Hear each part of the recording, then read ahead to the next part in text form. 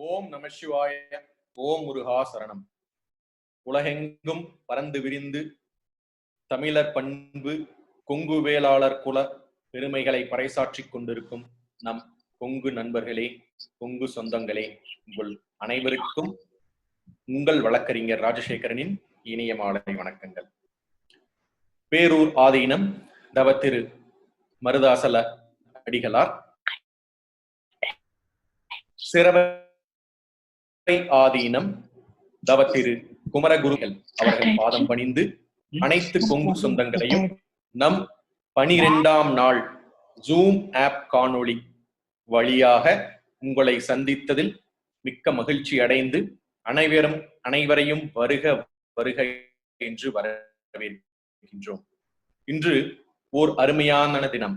என்ன தினம் என்று கேட்டீர்கள் என்றால், நமது கேபிஎன் சார்பாக பல சாதனையாளர்கள், வாழ்வில் பல முன்னேற்ற பாதையை கடந்தவர்கள், உலகளாவிய பெருமை பெற்றவர்கள் என்று பல விஐபி ஸ்பீக்கர்ஸ், பல சாதனையாளர்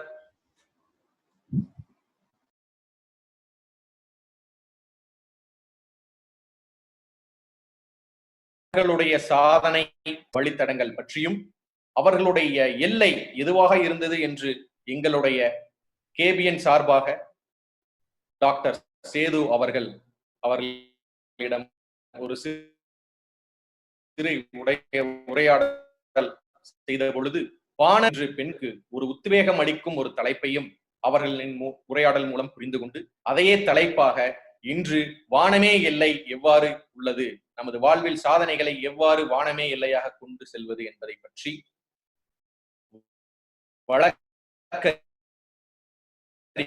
மூத்த வழக்கறிஞர் லோகதி அவர்கள் இன்று நம்முடன் உரையாட வந்துள்ளார்.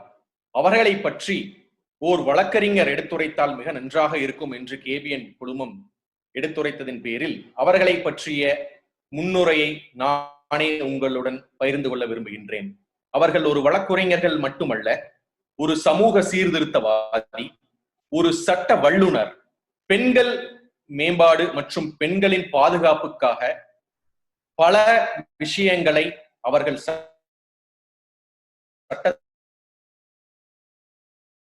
மூலமும் அவர்கள் விழிப்புணர்வு மூலமும் சொந்த செலவிலும் கூட பல விஷயங்களை பல முறைகளில் அவர்களின் வாழ்க்கைக்கு ஒளிமயமான ஒரு எதிர்காலத்தையும் ஏற்படுத்தி கொடுத்துள்ளார். அவர் கணவர் டாக்டர் லோகமூர்த்தி எம்டி அவர்கள் ஒரு மனிதம் காக்கும் மருத்துவர்.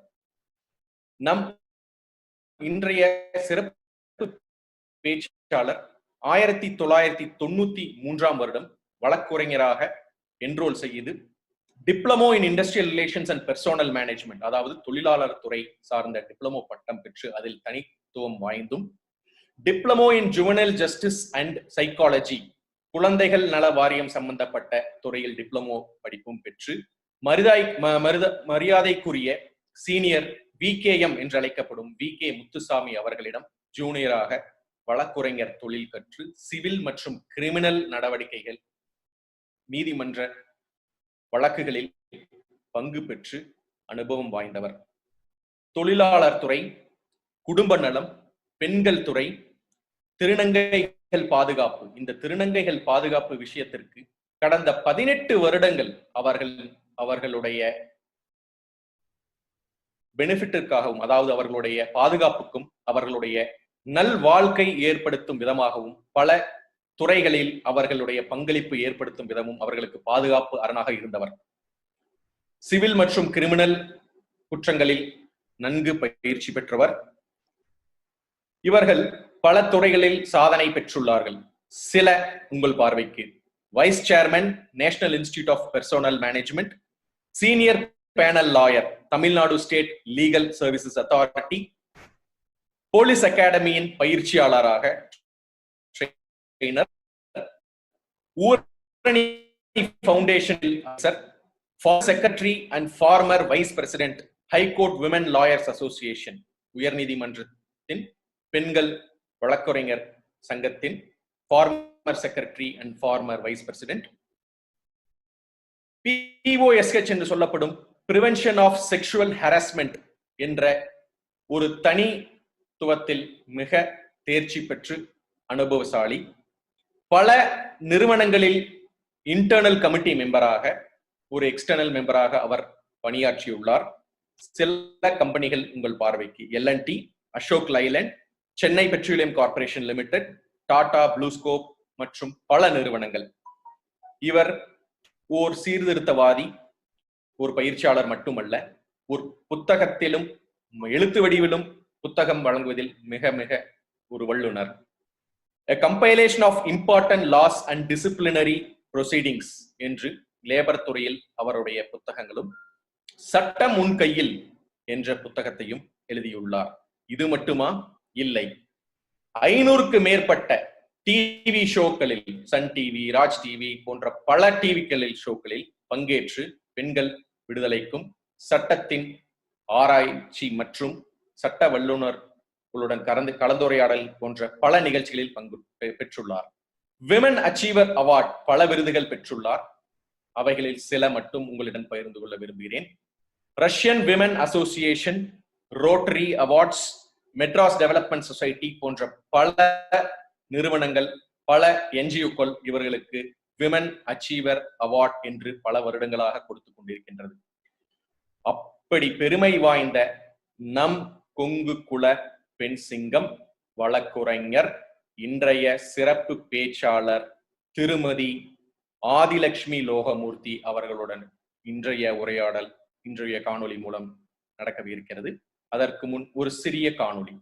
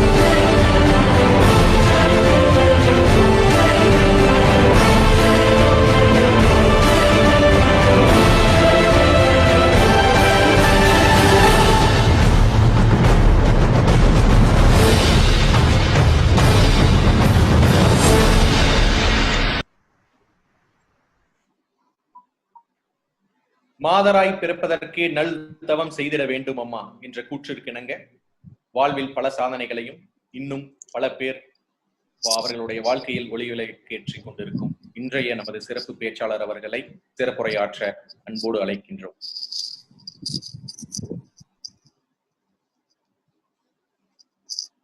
அனைவருக்கும் வணக்கம். கொங்கு சொந்தங்கள் அனைவரும், உலகளவு வாழ்ந்து கொண்டிருக்கும் என்னுடைய சொந்தங்கள் அனைவருக்கும் என்னுடைய நெஞ்சார்ந்த வணக்கம். சுவாமிகள் இருவருக்கும் அவர்களுடைய ஆசியுடன் இன்றைய உரையை உங்களுக்கு துவங்க உள்ளேன். இன்று வானமே இல்லை என்ற தலைப்பு. வானமே எல்லை என்ற அந்த தலைப்புக்குள் அடங்கி இருக்கக்கூடிய விஷயங்களில் உண்மையாக சொல்ல போனால் உங்களோட இந்த அறிவிப்பு நம்ம கொங்கு சொந்தங்களிடம் போனவுடன் ஒரு 7-8 பேர் எனக்கு ஒரு விண்ணப்பம் மாதிரி அவங்களோட வாட்ஸ்அப்பிலும் SMS-இலும் பெண் உரிமைக்காக உங்களுடைய இன்னையோட உரை இருக்க வேண்டும்.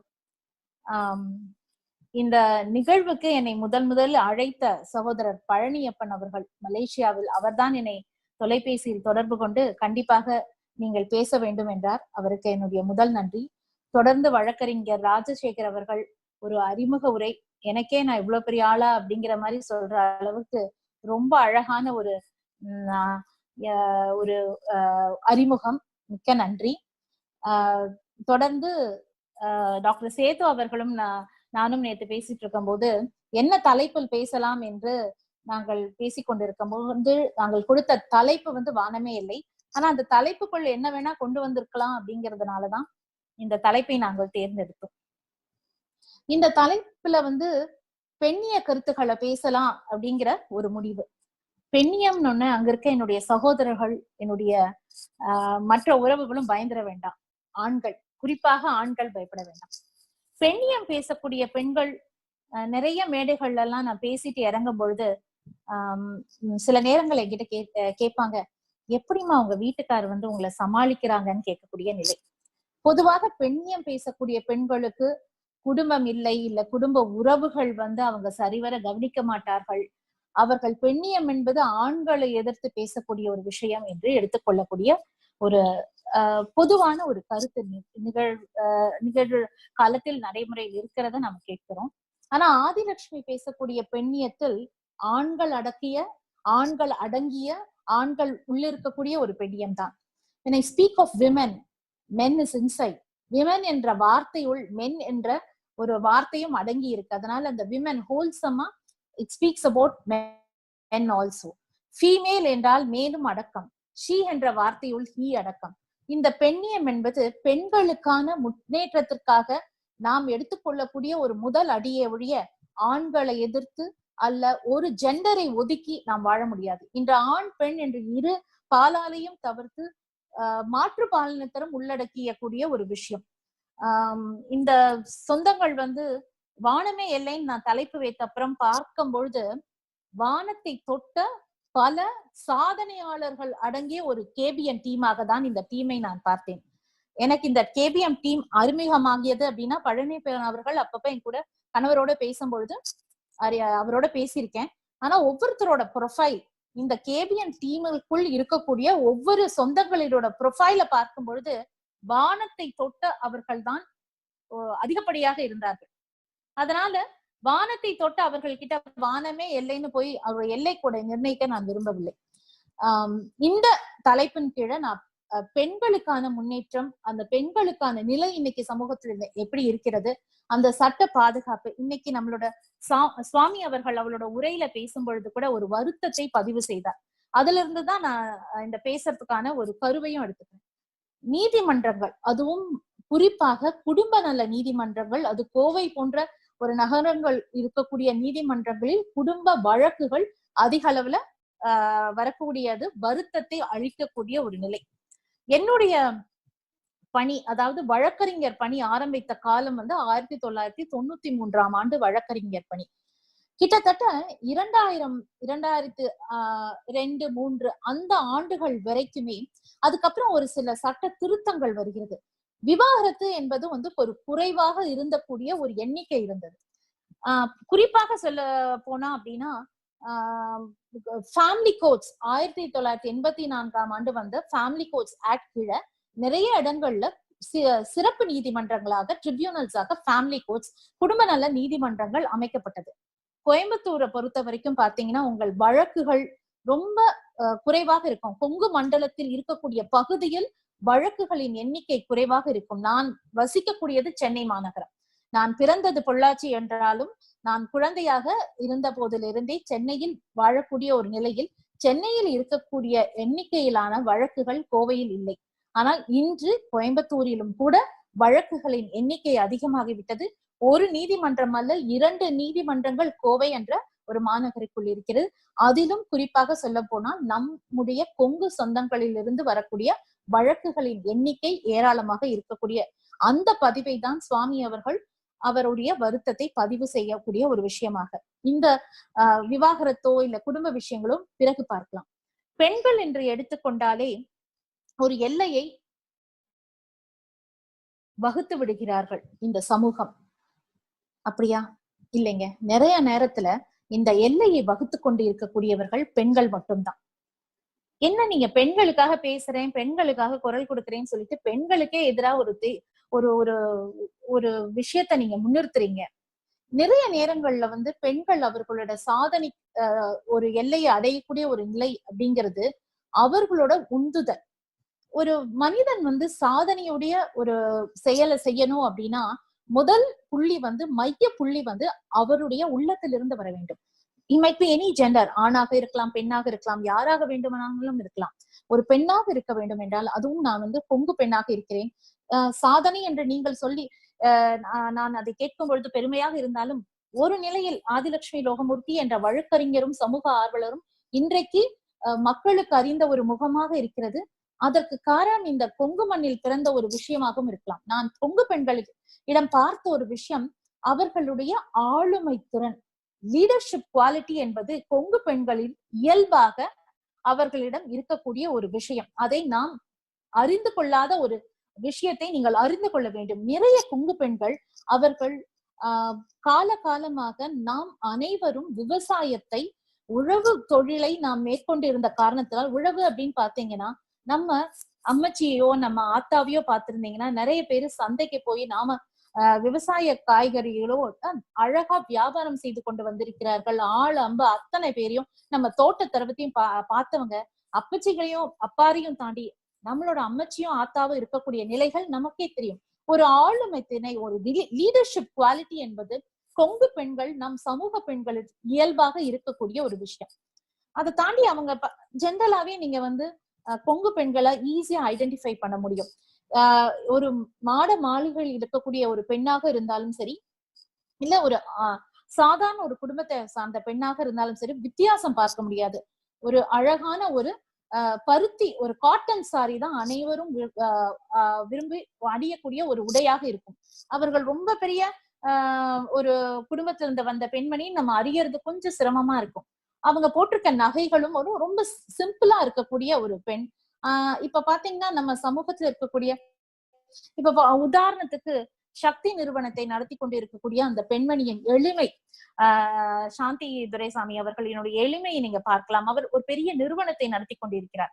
அந்த மாதிரி ஒவ்வொருத்தரும் ஒரு சாதனை பெண்ணாக முடியும். அப்ப இந்த சாதனை பெண்ணாக இருக்கக்கூடிய உந்துதல் எப்படி வரும் அப்படின்னா, இப்ப நம்ம கொங்கு சொந்தங்கள் விவசாயத்தை தாண்டி நிறைய பேரு தொழில், நிறைய சகோதரர்கள் பார்க்கும் பொழுது தொழில் ரீதியாக பல்வேறு தொழில்களை நடத்தி கொண்டு இருக்கக்கூடிய ஒரு நிலை.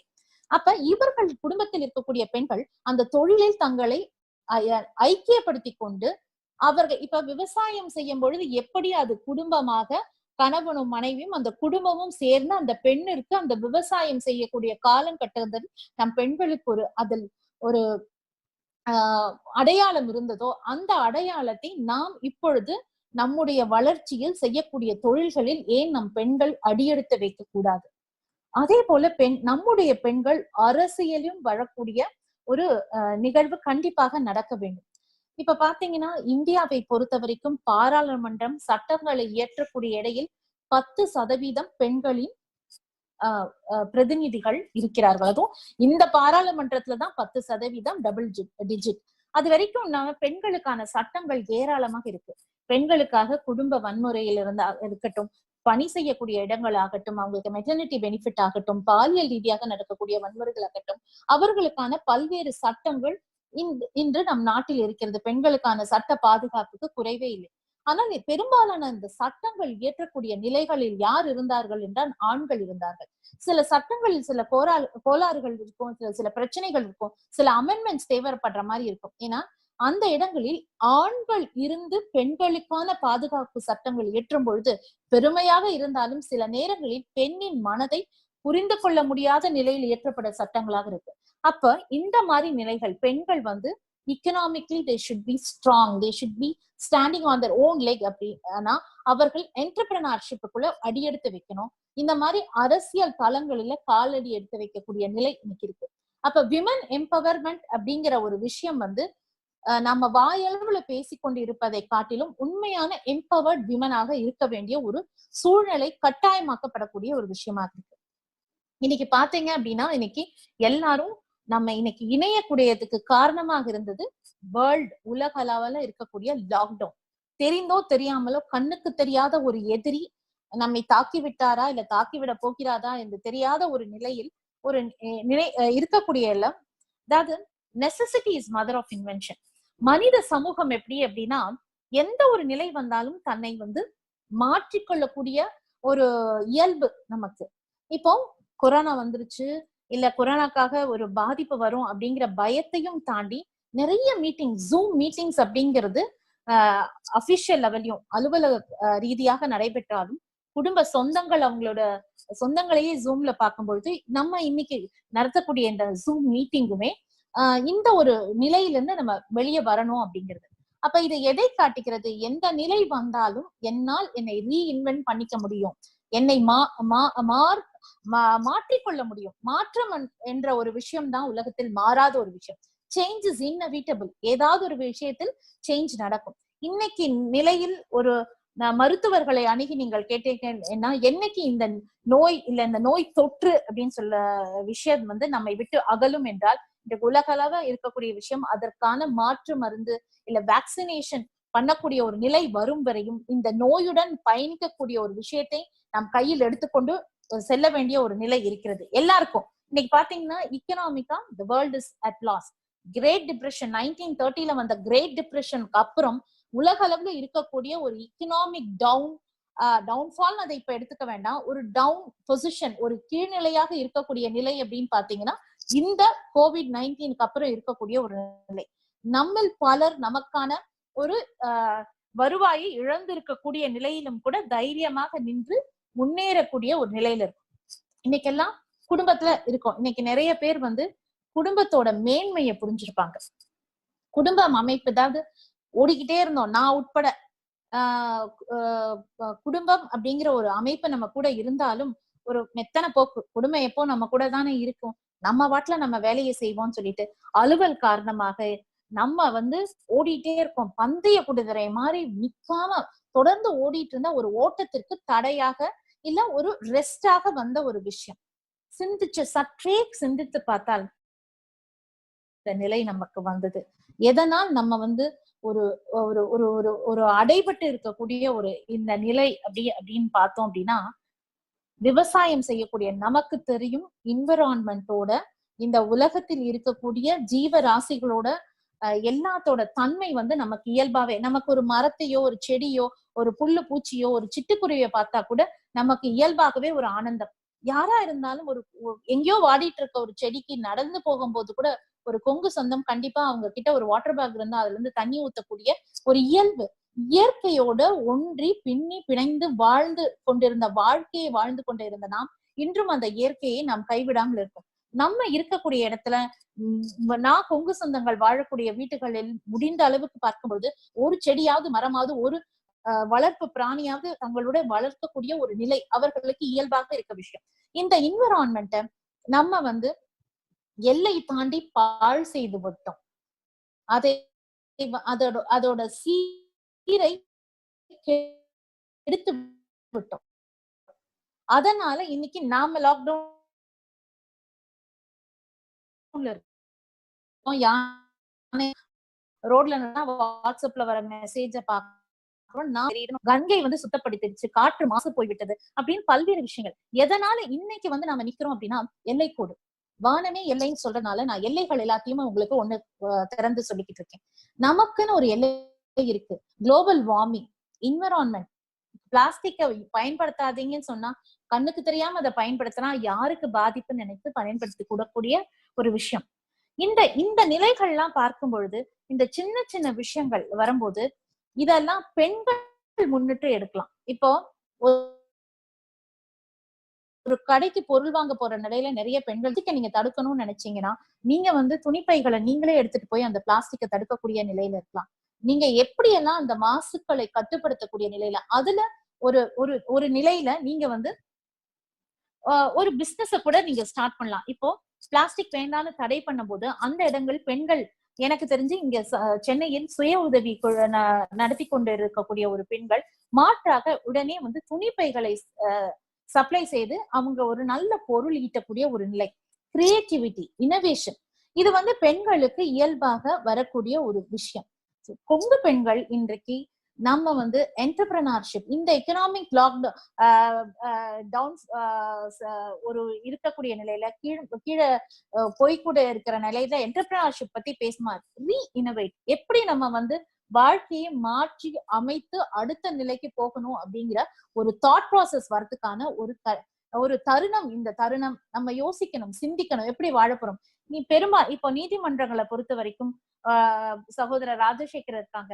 நீதிமன்றங்களை பொறுத்த வரைக்கும் நேரடியாக சென்று வாதங்களை வைக்கும்போது அதில் இருக்கக்கூடிய அந்த ஒரு தெளிவும் ஒரு சிறப்பும் வந்து நீங்க வந்து இந்த லாக்டவுன் பீரியட்ல வீடியோ கான்பரன்ஸ்ல கண்டிப்பா பண்ண முடியாது. But we have to relive our life. நம்ம தொடர்ந்து வாழ்ந்து பயணித்து கொண்டே போக வேண்டிய ஒரு கட்டாயத்துல நம்ம இருக்கிறோம். நம்ம கண்டிப்பா அந்த நிலையில வாழ்ந்து கொண்டு போக வேண்டிய ஒரு கட்டாயம். நம்மளை எப்படி மாறுதல் படுத்திக்கணும், நம்ம எப்படி நம்ம வாழ்க்கையை வந்து கொண்டு போகணும் அப்படிங்கிற விஷயம். இப்போ இந்த விஷயத்துக்கு வந்து நீங்க பார்க்கும் பொழுது இப்போ வந்து குடும்பமாக கூடி வாழுகிற போது சில நேரங்கள்ல வந்து இப்போ வந்து பரவலா என்கிட்ட வந்து இன்னைக்கு கூட வந்து ரிட்ஸ் மேகசைன்ல இருந்து டொமஸ்டிக் வயலன்ஸை பத்தி கேள்வி, அன்னைக்கு ஒரு பிரபல தொலைக்காட்சியில இருந்து வந்து பேசக்கூடிய ஒரு நிலை இருக்கு. இந்த டொமஸ்டிக் வயலன்ஸ்ங்கிற விஷயத்த வந்து ரெண்டு நிலையில நான் பாக்குறேன். இந்த லாக்டவுன்ல வந்து நம்ம இருக்கும்போது இந்த டொமஸ்டிக் வயலன்ஸ் வந்து ஏதோ பெண்ணுக்கு எதிராக ஒரு விஷயமாக வந்து சித்தரிக்கப்படக்கூடிய ஒரு இதை வந்து பெண்களை அடக்கி போட்டுருச்சு. ஆமா, கண்டிப்பா ஒரு சில நேரங்கள்ல டொமஸ்டிக் வயலன்ஸ் அதிகமானதுக்கான உங்களுக்கான சான்றுகள் இருக்கு. ஏன்னா உங்களுக்கு கால்ஸ் நிறைய வருது, பிரச்சனைகள் இருக்குன்னு. எனக்கே வந்து ஆன்லைன் கவுன்சிலிங்காக அழைப்புகள் வருது, கால்ஸ் நிறைய வருது. நிறைய விஷயங்கள் பேசும்போது கூட ரெண்டு நிலைகள்ல இதை நான் பார்த்தேன். ஒண்ணு, ஏற்கனவே பிரிந்திருந்த கூடிய தம்பதியர்கள். எப்படின்னா, ஒரு தம்பதி வந்து பிரச்சனைன்னு நீதிமன்றத்தை நாடி இருக்கலாம், இல்ல ஏதோ ஒரு சங்கடம்னு பிரிஞ்சிருக்கலாம். அவர்கள் இந்த பிரிவினை இந்த லாக்டவுன் பீரியட்ல வந்து பிளெஸிங் இன் டிஸ்கைஸ் மாதிரி சில நேரங்களில் ஒரு தீமையும் நன்மையை பயக்கும் அப்படிங்கிற ஒரு நிலையில இணைந்து போகக்கூடிய ஒரு நிலை ஏற்பட்டது. என்னோட கிளைண்ட்ஸ்லயே ஒரு 4-5 பேர் என்ன பண்ணாங்க அப்படின்னா, என்கிட்ட பேசி இப்பதான் மேடம் குடும்பத்தோட அருமையை புரிஞ்சுக்கிறேன் அப்படின்னு சொல்லி இணைஞ்சு போகக்கூடிய, அப்ப அதுல இருந்து எனக்கு ஒரு க்ளூ கிடைச்சு அதுக்கப்புறம் என்னோட கிளைண்ட்ஸ் எல்லாருக்கும் பேசும்போது ஒரு மாற்றத்தை ஏற்படக்கூடிய ஒரு நிலை ஏற்படுத்தக்கூடிய ஒரு சங்கதி இருக்கு. அதே இன்னொரு நிலை என்னன்னா, எப்பவுமே வீட்லயே இருக்கக்கூடியவங்க, வெளியே போயிட்டு இருக்கவங்க, வீட்டுல இருக்கவங்க யாருன்னா பெண்கள் இருப்பாங்க. அவங்க காலையில எல்லாம் சமையல் முடிச்சுட்டு ஹவுஸ் ஒய்ஃபா இருக்கக்கூடியவங்க கொஞ்சம் ரிலாக்ஸ்டா இருக்கக்கூடிய அந்த பீரியட் இப்ப இல்லாம போயிருச்சு.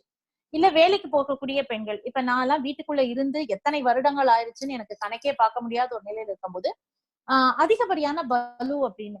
ஆனா அதிசயமாக நான் வெளியே பயணிச்சுட்டு இருந்தேன்னா இந்த வீட்டுக்குள்ள இருக்கும்போது ஒவ்வொரு நாளும் நான் இனிமையா கழிச்சேன்.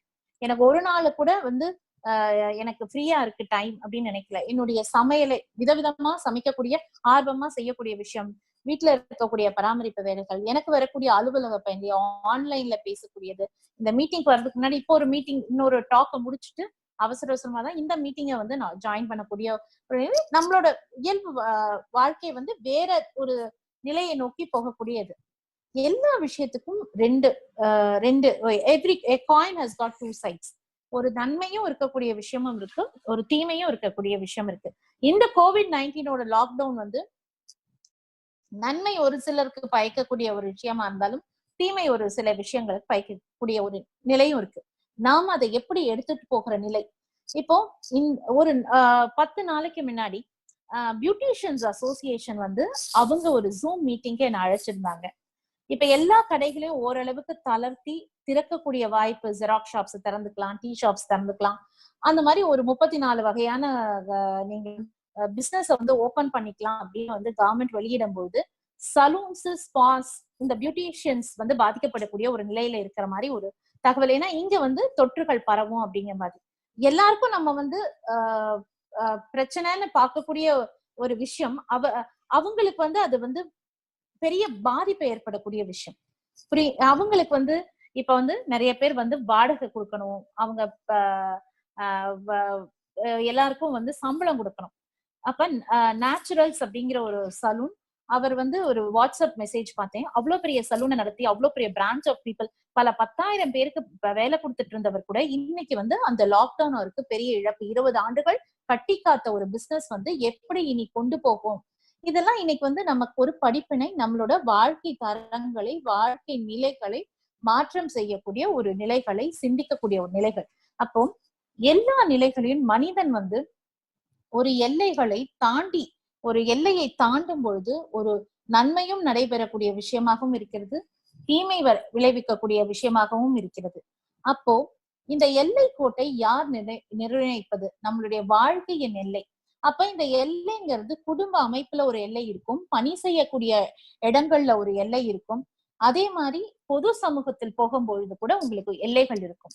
எல்லா நேரங்களிலும் நன்மைகள், இந்த எல்லைக்குள் இருக்கக்கூடிய சமயங்கள் எல்லாமே மனிதர்களுக்கு நன்மையாக முடியக்கூடிய நேரங்களா இருக்கும்.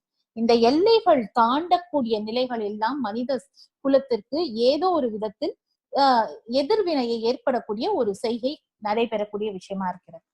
மீண்டும் நான் பயணிக்கக்கூடிய சட்டத்துக்கே வருவோம். இப்ப வந்து நான் பொதுவா வந்து தம்பி என்னோட அறிமுகத்துல பாஷ் கமிட்டியில இருக்கேன்னு சொன்னாங்க. அந்த பாஷ் கமிட்டியோட ட்ரைனிங் எடுக்கும் பொழுது அவங்களுக்கு ஒரு வார்த்தை சொல்வேன். இந்த பெண்களுக்கு எதிராக நடக்கக்கூடிய பாலியல் வன்முறை தடுக்க ஒரு சட்டம் வந்தப்போ நிலைய ஆண்களுக்கான பயம் இருக்கும்போது அவங்களுக்கு ட்ரைனிங் சொல்லும்போது ஒரு எல்லையை வகுத்து கொள்ளுங்கள் அப்படின்ற. இந்த எல்லையை யார் வகுப்பது அப்படின்னா, யாரும் நமக்காக எல்லை வகுத்து கொள்ள வேண்டாம். ஒவ்வொரு தனி மனிதரும் தனக்கான ஒரு எல்லை கூட.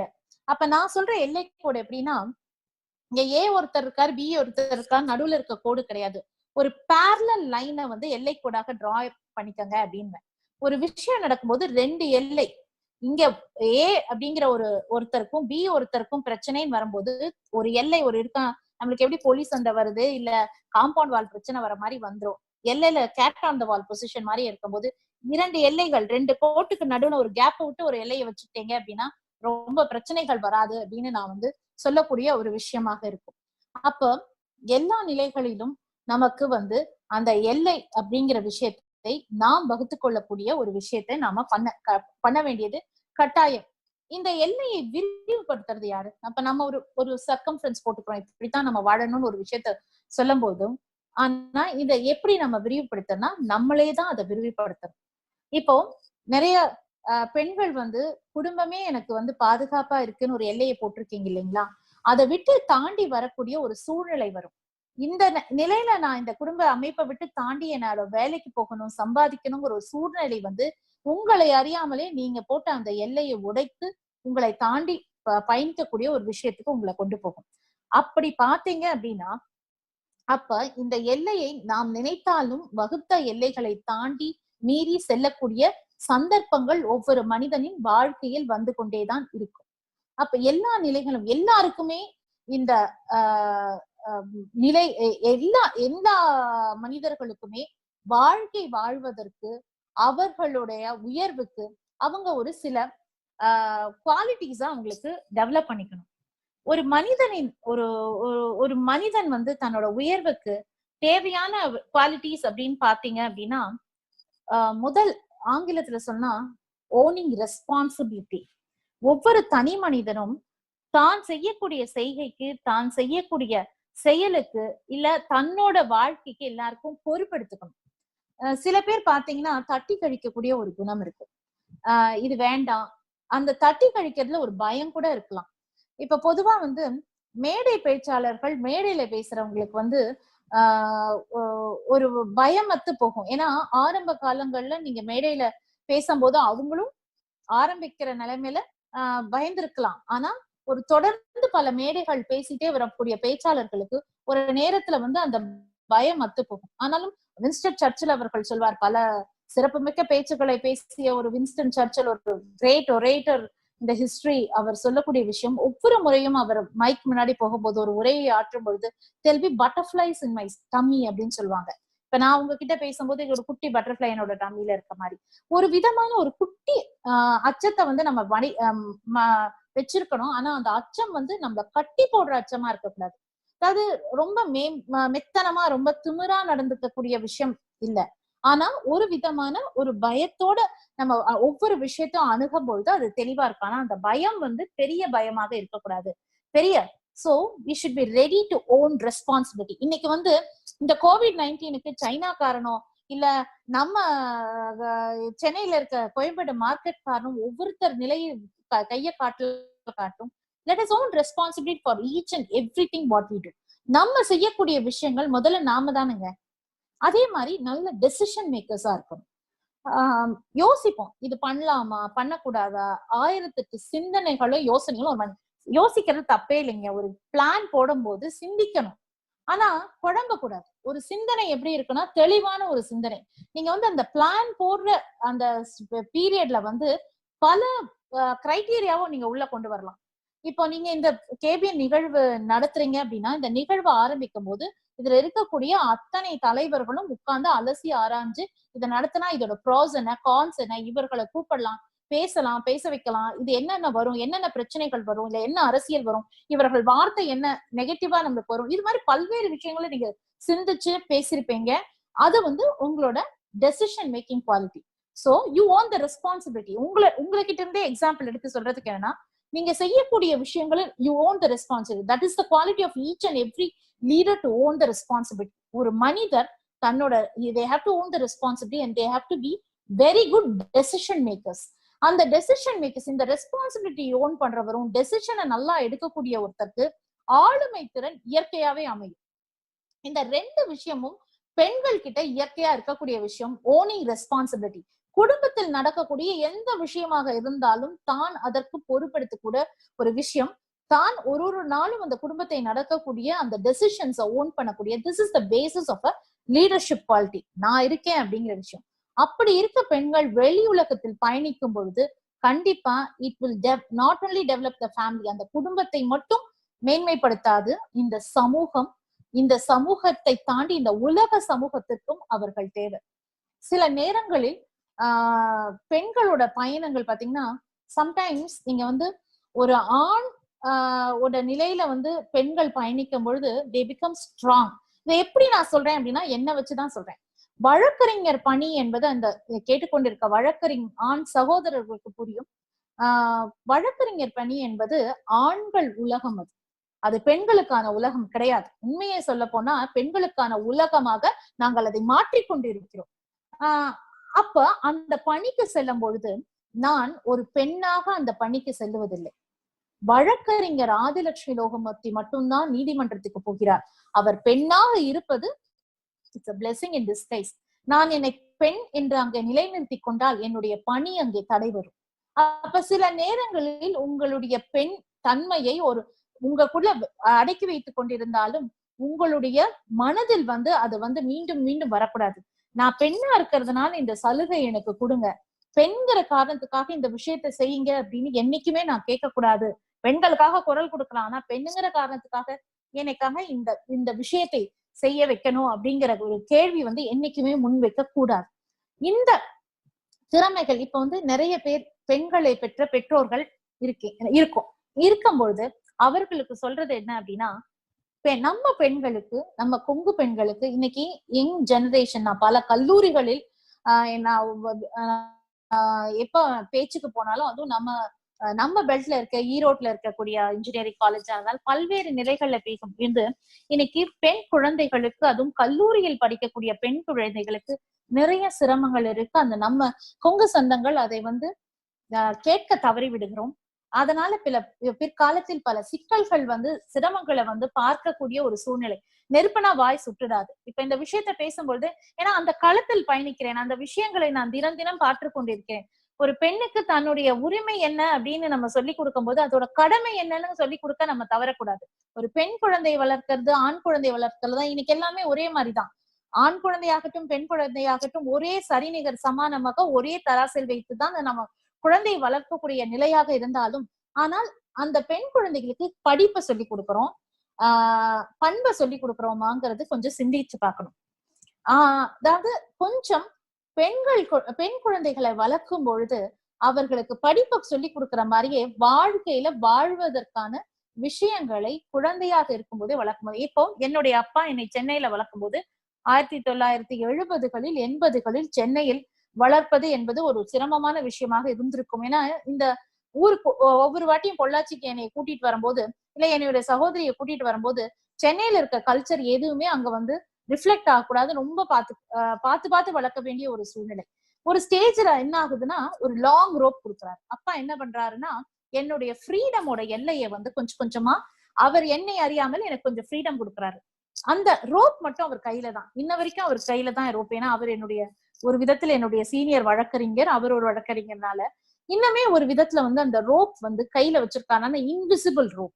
அப்ப குழந்தைகளை நாம் வளர்க்கும் பொழுது ஒரு எல்லையை நாம் தெரிஞ்சோ தெரியாமையோ ஒரு எல்லை இருக்கிறதுங்கிற விஷயம்.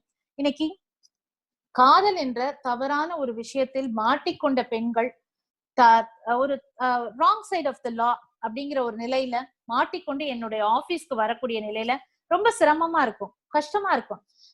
எல்லாருக்கும் பிரச்சனை அப்படின்னா ஒரு வழக்கறிஞரா நம்ம வந்து எம்பத்தைஸ் பண்ணுவோம், சிம்பத்தி வராது. போகும் அப்படி சிம்பத்திக்கலா நீங்க போயிட்டோம்னா ஒரு நல்ல வழக்கறிஞரா நம்ம செயலாற்ற முடியாது. ஆனா அது ஒரு கொங்கு குழந்தை வந்து மாட்டிட்டு நம்ம கிட்ட வரும்போது ஒரு நிமிஷம் ஒரு தாயாக ஒரு செகண்ட் நமக்கே மனசு கொஞ்சம் ஏன் எந்த இடத்துல இங்க தப்பு பண்ணாங்க, ஏன் இந்த குழந்தை இந்த இடத்துல மாட்டிக்குச்சு. ஏன்னா இன்னைக்கு வந்து பல்வேறு தரப்பான ஊடகங்கள் வாயிலாக வரக்கூடிய செய்திகள் டக்குன்னு you get connected. Click of the பட்டன்ல என்ன விஷயங்கள் நீங்க வந்து பார்க்க கூடாதுன்னு நீங்க நினைப்பீங்களோ அத்தனை விஷயங்களும் அந்த குழந்தை பார்க்கக்கூடிய விஷயங்கள், பழகக்கூடிய விஷயங்கள், ஃபேஸ்புக், ட்விட்டர், இந்த மாதிரி பல்வேறு சங்கதிகள் வந்து நம்ம ஜெனரேஷனுக்கு தெரியாத ஒரு விஷயம் அந்த குழந்தைக்கு இருக்கு. அப்ப அந்த குழந்தையை வளர்க்கக்கூடிய நிலையில இருக்க பெற்றோர்கள் அதை வந்து ஒரு பொறுப்பெடுத்து நம்ம வளர்க்க வேண்டிய ஒரு நிலையில இருக்கும். ஏன்னா ஒரு பெண்ணாக எனக்கு வந்து கோர்ட்ல வந்து ஒரு பெண் வழக்கு தாக்கல் பண்றா அப்படின்னா முடிஞ்ச அளவுக்கு எனக்கு விவாகரத்து வேணும்னா அந்த பெண்ணை வந்து ஜீவனாம்ச வழக்கு தான் நான் போட சொல்லுவேன். முதல்ல வந்து உன்னோட ஜீவனுக்கு ஆதாரம் பாருமா, இல்ல நீங்க வேலைக்கு போறீங்களா, சரி குழந்தையோட கஸ்டடி என்ன, குழந்தைக்கான படிப்பை பார்க்கலாமா. ஏன்னா வழக்கு எடுத்த உடனே தாக்கல் பண்ண அதே மாதிரி ஒரு தவறா ஒரு சொத்துக்காக வராங்கன்னு வச்சுக்கோங்க. இப்ப வந்து இந்த வழக்கு தாக்கல் பண்ணணும் அப்படின்னா நீங்க எல்லா நீதிமன்றங்களை வரக்கூடிய வழக்குகளை பாருங்களேன். ஒன்னா லேபர் மேனேஜ்மெண்ட் ரிலேஷன்ஷிப் இஷ்யூக்கு தான் வரும். அதுல ஒரு ரிலேஷன்ஷிப் இஷ்யூ இருக்கும், லேபருக்கும் மேனேஜ்மெண்ட்டுக்கும் இருக்க ஈகோ வந்து நிற்கும். கணவனுக்கும் மனைவிக்கும் இருக்கக்கூடிய பிரச்சனை வந்து நீதிமன்றத்துல, குடும்ப நல நீதிமன்றத்துல வந்து நிற்கும். ஒரு அண்ணன் தம்பிக்கு இருக்கக்கூடிய பிரச்சனை வந்து ப்ராப்பர்ட்டி சூட்டா வந்து நீங்க வந்து சிவில் கோர்ட்ல, முன்சிப் கோர்ட்ல, சப் கோர்ட்ல வந்து வழக்கா நிற்கக்கூடிய இருக்கும். இந்தியா பாகிஸ்தானுக்கு நடக்கிற சண்டையே சின்ன ரூபத்துலதான் நம்ம வீட்டுல நம்ம நடக்கக்கூடிய சண்டை. பெருசா ஒண்ணு இல்ல, உலகத்துல பார்க்கக்கூடிய விஷயம் எல்லாம் நம்ம வீட்டுல நடக்கக்கூடிய விஷயங்கள் தான். ஏதோ மாறி இந்தியா பாகிஸ்தான் தான் அடிச்சுக்கிறதும் கிடையாது. இங்க அண்ணன் தம்பி அடிச்சுக்கிறதா, நம்ம அங்க அண்ணன் தம்பி, நம்ம வந்து வேற ஒரு சாயம், வேற ஒரு ரூபம், வேற ஒரு அரசியல், வேற ஒரு வார்த்தைகள், வேற ஒரு நிலையில அதை பேசிக்கிட்டே போயிட்டு இருக்கக்கூடிய விஷயங்கள் இருக்கு. அப்ப நீதிமன்றங்கள், அதாவது ஒரு வழக்கறிஞரா வந்து நீதிமன்றத்துக்கு வரான்னு சொன்னா அங்க ராஜசேகரனை நம்ம முறைச்சு பாக்குற மாதிரி இருக்கு. அப்படி கிடையாது. எந்த காரணத்துக்காக வரணும் அப்படின்னு இருக்கு.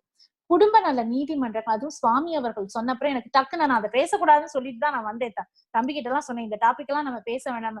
அவரே வந்து பேசும்பொழுது இது ஒரு வழக்கறிஞராக அதே தளத்தில் பயணிக்கும் பொழுது அதை பேச வேண்டிய கட்டாயம் இருக்கக்கூடிய ஒரு சூழ்நிலை இருக்குன்னா, தேவைப்படும் போது மட்டும்தான் நீதிமன்றங்களுக்கு நம்ம வந்து அடி எடுத்து வைக்கணும். டாக்டர் வீட்டுக்கும் வக்கீல் வீட்டுக்கும், அதுவும் வீட்டுக்கார டாக்டர் பக்கத்துலயே உட்காந்துருக்காரு, டாக்டர் வீட்டுக்கும் வக்கீல் வீட்டுக்கும் தேவையில்லாம நாம அடி எடுத்து வைக்க கூடாது. வர பொழப்பு வருங்க, அதெல்லாம் நிக்காது, வரும்போது வரும். எந்த காரணங்களுக்காக வழக்கு தாக்கல் செய்யும் பொழுது இப்ப பாத்தீங்கன்னா பொள்ளாச்சி இன்சிடென்ட் வந்து அப்படியே பத்திட்டு எரிஞ்சுது. I was one of the petitioner. அந்த பப்ளிக் இன்ட்ரெஸ்ட் லிட்டிகேஷன் 6 வழக்கறிஞர்கள் அந்த வழக்கு தாக்கல் பண்ண பெண் வழக்கறிஞர்கள், அதுல நான் ஒன் ஆஃப் த பெட்டிஷனரா அதை தாக்கல் பண்ணக்கூடிய ஒரு சூழ்நிலை. இந்த மாதிரி சில வழக்குகள்லாம் கண்டிப்பா நீதிமன்றங்களுக்கு போகணும், நியாயம் கேட்கணும், போராடணும் ஒரு விஷயம் இருக்கு. இந்த விவாகரத்து வழக்கை பொறுத்த வரைக்கும் ஒரு 4 தளங்கள்ல மட்டும் இந்த வழக்கு இருந்தா அதை வந்து கண்டிப்பா அந்த தீர்வை வந்து நீதிமன்றங்கள்ல கோரலாம். அதை தவிர எந்த நிலையா இருந்தாலும் அத கவுன்சிலிங் அப்படிங்கிற ஒரு நிலையில எனக்கு தெரிஞ்சு நான் வந்து ராஜசேகர் அவர்களும் கவுன்சிலிங் பண்றாங்க. சேதுராமன், நான் பேசின கொங்கு சொந்தங்களே இந்த பாயிண்ட வந்து முன்னிறுத்தி நம்ம பண்ணலாம் அப்படிங்கிற ஒரு விஷயம். சுவாமி அவர்கள் சொன்ன மாதிரி நம்ம வந்து குலதெய்வம் இருக்கு இல்லைங்களா, அந்த குலதெய்வம்ங்கிற இடம் நான் எல்லா கோயில்களும் நான் போறதை காட்டிலும் நான் வந்து குலதெய்வ கோயில், இப்ப முத்தம் கூட்டம் அப்படின்னா முத்தூருக்கும் என்னுடைய அத்தை மாமியார் அவர்கள் வந்து முதல்ல போனோம்னா குலதெய்வ கோயிலுக்கு எனக்கும் பிடிக்கும் போய் கோயிலுக்கு. அங்க என்ன உங்களுக்கு பெருமை அப்படின்னா மூதாதையர்களோட ஆசீர்வாதம். நம்ம ஒரு தாத்தா பாட்டி ஒரு லெவல் பார்த்திருப்போம். நம்மளோட 7 தலைமுறை இருக்கக்கூடியவங்க, 10 தலைமுறை இருக்கவங்க, எத்தனை தலைமுறையா அங்க வந்து அவர்களுடைய நல்ல ஆசீர்வாதங்களை நமக்காக விட்டுட்டு போனாங்க. என்ன விஷயமா இருந்தாலும் சரி, அங்க போய் நீங்க வந்து பேசி முடிவெடுக்கும் பொழுது எல்லாம் கரெக்டா இருக்கு. திருமணத்தை போய் நீங்க அங்க பேசுறீங்க. ஏன் அதே ஒரு பிரச்சனை, ஒரு வீட்டுல சங்கடம், ஒரு விவாகரத்து வரைக்கும் போனா ஏன் குலதெய்வத்துல போய் நீங்க பேசாம முடிக்க முடியாது?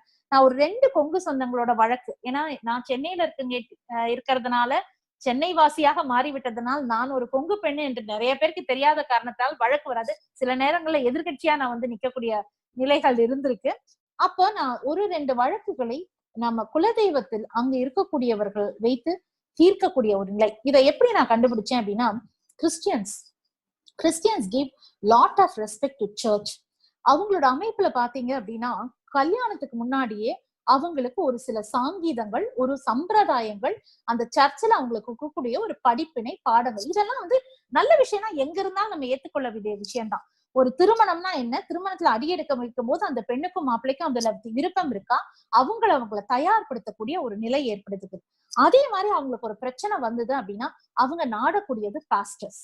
அவங்க பாஸ்டர் ஒரு நேரங்கள்ல வந்து நம்மளால தீர்க்க வைக்க முடியாது. பாஸ்டர் கிட்டயோ இல்ல பிஷப் கிட்டயோ ஒரு வழக்கு போனா நிறைய நேரங்கள்ல தீர்க்கக்கூடிய நிலை. ஏன்னா அந்த மாதிரி வழக்குகளையும் நான் பார்க்கும்பொழுது, ஒரு என்னோட partner she is a Christian, அந்த வழக்குகளை நாங்க பார்க்கும்பொழுது நாங்க பாஸ்டர் பிஷப் கிட்ட முடிக்கக்கூடிய வழக்குகள் எனக்கு அந்த ஒரு ஸ்பார்க் கொடுத்து சில விஷயங்களை வந்து நம்ம குலதெய்வத்துல வச்சு முடிக்கக்கூடிய ஒரு நல்ல ஒரு தீர்வு, நல்ல ஒரு சுமூகமான தீர்வை, இத மாதிரி நம்ம ரீதிங்க் பண்ணுவோம். ஒரு நல்ல கான்செப்ட் கொடுக்கக்கூடிய ஒரு விஷயம். அதே மாதிரி பாத்தீங்கன்னா, இஸ்லாமிய மதத்தில் காசி அவர்களுக்கு ஒரு ஒரு நல்ல ஒரு பவர், ஒரு பொசிஷன். இந்த இன்னைக்கு பேசக்கூடிய அரசியல் நம்ம பேசினா கூட religious people were heading the world. இன்னைக்கு கூட வேட்டிகனுக்கு இருக்க பவர் வந்து ரொம்ப அதிகப்படியான பவர்.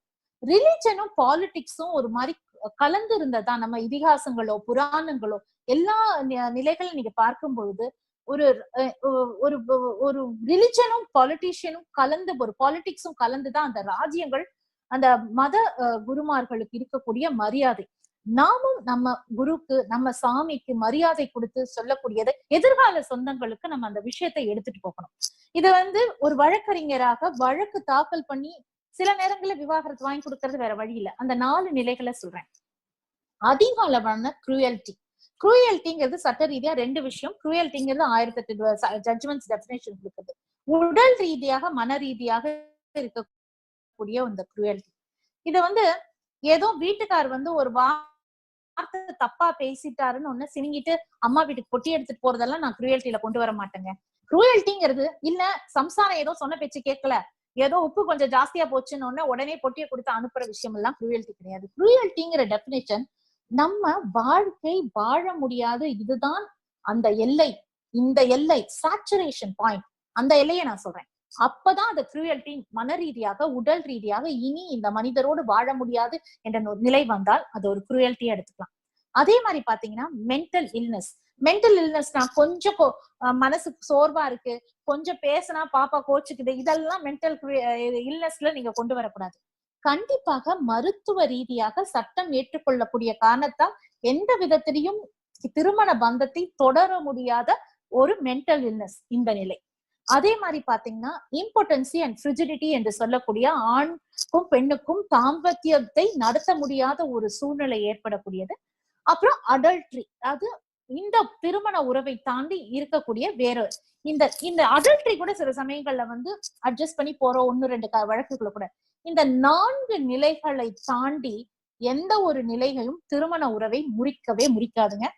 கிட்டத்தட்ட 27 வருடங்களாக வழக்கறிஞரா இருக்கேன். 20 வருடங்களுக்கு மேல பல 1000 வழக்குகள் தாக்கல் செய்து வெற்றி கண்டு கொள்ளக்கூடிய ஒரு நிலையில சேர்த்து வைக்கவும் இருந்திருக்கேன், பிரிச்சும் இருந்திருக்கக்கூடிய நிலை இருக்கு. நான் நேரத்துல பிரிச்சு வச்சா ரொம்ப நல்லது, அவங்களுக்கு நல்லதோ இல்லையோ, குழந்தை குட்டிக்கு நல்லது, 2 குடும்பத்துக்கு நல்லது. அந்த மாதிரி நேரங்களை பிரிச்சுதான் வைக்கணும். இந்த 4 நிலை இன்னைக்கு எப்படி வராங்க தெரியுங்களா? வழக்கு கல்யாணம் ஆகி போயினா 10வது நாள், 2வது நாள், 4வது நாள், 4வது மாசம், 5வது மாசம். அது இன்னும் ஒரு கொடுமை என்னன்னா ஒரு குழந்தையோடு. ஆனா அவங்களோட 2வது திருமணத்துல என்ன பிரச்சனை வந்தாலும் அட்ஜஸ்ட் பண்ணிட்டு போறாங்க. ஆணா இருந்தாலும் பெண்ணா இருந்தாலும் முதல் திருமணம் ராஜசேகர் எனக்கு அங்க தலையாட்டுறாரு, ஒப்புதல் அளிக்கிறாரு. அதனால நான் சொல்றது முற்றிலும் உண்மை. முதல் திருமணத்துல அத்தனை இது முதல் சம்சாரமே பரவாயில்லைங்க, ஏதோ நீ ஒரு டைவர்ஸ் வாங்குறா ஊரு நம்மள சிரிப்பா சிரிச்சிருங்கிறங்காட்டி அட்ஜஸ்ட் பண்ணிட்டு போறேன். பெண்களுக்கும் அந்த நிலை. எதுக்காக இந்த குடும்பத்துக்கு இவ்வளவு ஒரு இம்பார்ட்டன்ஸ் கொடுக்கணும்? இப்ப ஆதிலட்சுமி ஆரம்பிக்கும் போது ஒரு ரிட் கான்ஸ்டிடியூஷன் தான் எனக்கு ரொம்ப பிடிச்ச சப்ஜெக்ட். ரிட்ல ஒரு ஸ்பெஷலிஸ்ட். ஏன் லேபர் சைடும் மேட்ரிமோனியல் சைடும் பிரதானமா நான் I have written a book on labour laws and matrimonial. அடுத்த புக்கு ஒர்க் பிளேஸ் ஹராஸ்மெண்ட். அந்த புக்கு கொரோனால தான் ஆரம்பிச்சிருக்கேன், எழுத ஆரம்பிச்சிருக்கேன். கூடிய விரைவில் அதை ரிலீஸ் பண்ணக்கூடிய. அப்போ இந்த ரிலேஷன்ஷிப், இந்த உறவுகள் மீது எனக்கு ஒரு தனியா ஒரு இன்ட்ரெஸ்ட். எப்படியாவது இவங்களை சேர்த்து வைக்கலாமா, இல்ல ஏதாவது பண்ணலாமா? ஈவன் லேபர் மேனேஜ்மெண்ட் ரிலேஷன்ஷிப் நல்லா இருக்கும். இந்த மாதிரி இந்த உறவுகள் சம்பந்தப்பட்ட அது ப்ராப்பர்ட்டி ரிலேட்டட் இஷ்யூ, அதுக்கு ஒரு கதைகளை சொல்லி இந்த மாதிரி இஷ்யூஸ் வரும்போது எனக்கு இயல்பாவே பேசக்கூடிய ஒரு கவுன்சில் பண்றதுக்கு வேலை ஜாஸ்திங்க. ரிட் பெட்டிஷன் பண்ணா சம்பளம் நிறைய கிடைக்கும், வேலையே கம்மி, ஒரு அட்மிஷனோட முடிச்சிடலாம் வேலை. ஆனா இந்த வேலைகள் பண்ணும்போது உங்களுக்கு சம்பளம் கம்மியா இருக்கும், நிறைய நேரம் ஸ்பெண்ட் பண்ணாலும் ஒரு ஆத்ம திருப்தி. என்னை அறியாமல் எனக்குள்ளே, ஏன்னா I don't get them a paper order. மத்த நேரங்கள் நீங்க வாங்கி கொடுக்கறது ஒரு பேப்பர்ல ஒரு வழக்கறிஞரா ஒரு ஆர்டர். ஆனா இதில் ஒரு மனிதரின் வாழ்க்கை நிலையை மாற்றக்கூடிய ஒரு விஷயம், ஒரு பிரம்மாவா நீங்க ஒரு திங்க் பண்ணிக்கக்கூடிய விஷயம். அதுக்கு நீங்க மெனக்கிடும் போது அவங்களுக்கு வரக்கூடிய அந்த சந்தோஷமோ, அவங்களுக்கு வரக்கூடிய தீர்வோ, அவங்களுக்கு நீங்க அது நமக்கே ஒரு படிப்பினை. இப்போ நிறைய விஷயங்கள் வாழ்க்கையில நான் கத்துக்கொண்டு இருக்க நிறைய விஷயங்கள் எங்கிருந்து தெரியுங்களா எனக்கு வந்துச்சு? நான் பார்த்த கிளையன்ஸ் தாங்க எனக்கு வாழ்க்கையை சொல்லி கொடுத்தாங்க. நான் மறக்க முடியாத ஒரு 3 கிளையன்ஸ். நேரம் ஆகுதுங்களா தம்பி தெரியல எனக்கு. ஒரு 3 இன்சிடென்ட். நான் ஒரு இளம் வழக்கறிஞரா இருக்கும்போது ஸ்டேட் லீகல் சர்வீஸ் அத்தாரிட்டியோட பேனல் லாயர்னு சொன்னாங்க. இப்ப நான் சீனியர் பேனல் லாயர். எனக்கு ஒரு வழக்கு கொடுக்கப்பட்டது. அந்த வழக்குல எனக்கு கொடுக்கப்பட்டது ஒரு மீனவ பெண்ணிற்கு 3 குழந்தைகளின் தாய், அவளுக்கு ஜீவனாம்சம் வழக்கு போட வேண்டும் என்று லீகல் சர்வீஸ்ல இருந்து எனக்கு ஒரு லெட்டர் கொடுத்திருந்தாங்க. அந்த அம்மா பேசும்போது கணவரை பத்தி ஒரு பெரிய புகார் கடிதத்தை கொடுத்திருந்தாங்க. நான் உடனே எனக்கு என்ன ஒரு வயசு ஒரு 25-26 வயசு இருக்கும். உடனே டக்குன்னு கேட்டேன், ஏங்கக்கா நீங்க எதுக்கு நீங்க ஜீவனாம்சம் இந்த ஆள் கிட்ட போகணும், பேசாம விவாகரத்து போட்டுடலான்னு. உடனே அந்த அம்மா என்னை பேசாத பேச்சே கிடையாது, பயங்கரமா சத்தம் போட்டுச்சு. அந்த அம்மாக்கு அப்பவே 40 வயசு இருக்கும். நான் சொல்றது நீங்க உன்னையெல்லாம் யார் லா படிக்க வச்சாங்க, உனக்கெல்லாம் யார் டிகிரி கொடுத்தாங்கன்னு ஆரம்பிச்சு நல்லா பேச்சு வாங்கினேன். எனக்கு அப்புறம் பேச முடியல. அவங்க வயசுலயும் பெரியவங்க, ஏதோ சொல்றாங்க. ஏன்னா அன்னைக்கு எனக்கு இருந்தது இவ்வளவு திட்டு பேச்சு வாங்குற ஆளோட வாழத்துக்கு போயிடலாம். ஆனா நான் சொன்ன உடனே எடுத்து மெயின்டெனன்ஸ் பெட்டிஷன் எல்லாம் ரெடி பண்ணி எல்லாம் போட்டு முடிச்சு நம்பர் ஆனப்புறம் அந்த அக்காவை கூப்பிட்டு கேட்டேன், இப்படி உனக்கு வாய்தா இப்படி வருது, எதனால நீ இதை சொன்ன அப்படின்னா, விவாகரத்து எதுக்கு வாங்கணும், நான் இன்னொரு கல்யாணம் பண்ணிட்டா வாங்கணும், அப்படி கல்யாணம் பண்ணி என் பிள்ளைகளை காப்பாத்துறதுக்கு ஒரு நிலை இல்லைன்னா நான் வாங்கணும். இப்ப எனக்கு அதெல்லாம் ஒண்ணும் கிடையாது. அந்த ஆளு கொஞ்சம் தண்ணி அடிச்சுட்டு இன்னும் 2 பெண்கள் கிட்ட போயிட்டு இருக்காரு. நான் மீனை, என் சகோதரர் வாங்கிட்டு வர மீனை வித்து என் 3 குழந்தைகளையும் படிக்க வச்சுட்டு இருக்கேன். எனக்கு நான் தான் மனைவி என்ற உரிமை வேணும். படிக்காத ஒரு பெண், பாத்துக்கங்க, படிப்பறிவு இல்லாத ஒரு பெண். இன்னைக்குமே சென்னையில அந்த அம்மா 70 வயசு ஆச்சு, மரீனா பீச்ல இன்னைக்கும் மீன் விட்டு கொண்டு இருக்கக்கூடிய அந்த பெண் எனக்கு கற்றுக் கொடுத்த பாடம், என்னுடைய பெண், என்னுடைய உரிமை, மனைவி என்ற உரிமை, என்னுடைய லீகல் ரைட்டை பெற்றுக்கொள்வதற்காக நான் வாங்கக்கூடியது ஜீவனாம்சம். ஏன்னா legal wife only can get maintenance under the law. ஒரு நியாயமான திருமணத்தை செய்து கொண்ட ஒரு பெண்மணி மட்டும்தான் ஜீவனாம்சம் வாங்க முடியும். படிக்காத ஒரு பெண்ணுக்கு இருந்த அந்த தெளிவு, அந்த தன்னம்பிக்கை ஒவ்வொரு படித்த பெண்கள்கிட்ட இருக்கணும். இன்னைக்கு படித்த பெண்கள் கிட்ட அந்த தன்னம்பிக்கை கிடையவே கிடையாது. இந்த பெண் எனக்கு ஒரு உத்வேகத்தை கொடுத்தால், எப்படி சட்டத்தை மாத்தி பார்க்கணும், பேப்பர் ஆர்டர் உண்மையான ஆர்டர் கிடையாதுங்க, சட்டம் சொல்றதை நம்ம செய்யக்கூடாது, நம்ம நினைக்கிறது செய்யக்கூடாது, ஒரு விஷயத்துக்குள்ள ஆழமா போய் அந்த விஷயத்துக்கு ஒரு தெளிவு, ஒரு தீர்வை கொண்டு வரணும் அப்படின்னா out of the box thinking ஒரு விஷயம். எப்பவுமே பெண்கள் கிட்ட ஒரு கிரியேட்டிவ் தாட் கொஞ்சம் அதிகப்படியா இருக்கும். எல்லாரும் போற பாதையை தாண்டி இன்னொரு பாதையை வகுத்து கொண்டு நம்ம போகணும். நாம எல்லாரும் பாக்குறதை தாண்டி இன்னொரு எல்லையை, நமக்கான ஒரு வழி, நமக்கான அதுல ஒரு எல்லையை வகுத்து கொண்டு போகிறது கூடிய ஒரு விஷயத்த நான் அப்படி பயணிச்சுதான் இந்த திருப்பவும் சொல்றேன், எல்லைகள் என்பது ஒரு தனி மனிதனும் வகுத்து கொள்ள விஷயம்தான். பல எல்லைகள் இருக்கும், இந்த நாட்டுக்கு எல்லைகள் இருக்கும், இந்த குடும்ப அமைப்புல இருக்கக்கூடிய அந்த ரெஸ்ட்ரிக்ஷன் சொல்றது ஒரு எல்லையா பார்க்கலாம், அரசியல் ரீதியாக சில கடப்பாடுகள் இருக்கு, அதைய நீங்க எல்லையா பார்க்கலாம். அதே மாதிரி நம்ம ரிலீஜியஸ் விஷயங்களை பார்க்கும்போது எல்லையா, எல்லை அப்படிங்கிறது வந்து நமக்கு பிடிக்காததுதான் எல்லை நம்மள உறுத்தும். நம்ம மனசுக்கு பிடிச்ச விஷயங்கள் வந்து எல்லையை உறுத்தாது. இப்ப நான் முடிக்க வேண்டிய டைம் வந்துருச்சு, எனக்கு எல்லை வந்தா கூட ரொம்ப பிடிச்சங்காட்டி இன்னும் 2 நிமிஷம் எடுத்துட்டு எல்லையை தாண்டி போனா கூட சகோதரர்கள் கோபித்துக் கொள்ளக்கூடாது. அப்புறம் இன்னொரு வந்து you should be a visionary person. நம்ம வந்து விஷனரியா இருக்கங்க. அதுவும் வந்து கொங்கு சமூகம் வந்து we have a விஷன். எல்லாருக்கும் ஒரு விஷன் இருக்கு, ஒரு மிஷன். இயல்பாகவே மனிதர்களோட ஒருவாடி எல்லா சமூகத்துக்கிட்டையும் சேர்ந்து பழகிட்டு இருக்கோம். ஆனா நம்ம சமூகம் அப்படியே தனித்தனியா ஒரு பாக்கெட்ஸ்ல நம்ம நிக்கிறோம். இது நானும் அதான் நான் வந்து என்னையுமே இதுல சொல்றேன். we are not united இருக்கக்கூடிய ஒரு விஷயம். இன்னும் நானே அப்படித்தான். நான் வந்து இங்க பழகக்கூடிய மக்கள், கொங்கு மக்கள் ரொம்ப ரொம்ப ரொம்ப கம்மியா இருக்கக்கூடிய மக்கள் இருக்காங்க. இன்னைக்கு எனக்கு பல சகோதரர்கள், சகோதரிகள், எனக்கு அத்தை, மாமா, 2 சாமிகளோட ஆசீர்வாதம், சென்னையில இங்க உட்கார்ந்துட்டு அவர்களோட அருளுரை கேட்கக்கூடிய ஒரு விஷயம், இது மாதிரி பல விஷயங்களை வந்து எனக்கு இன்னைக்கு வந்து ஒரு வரப்பிரசாதம்.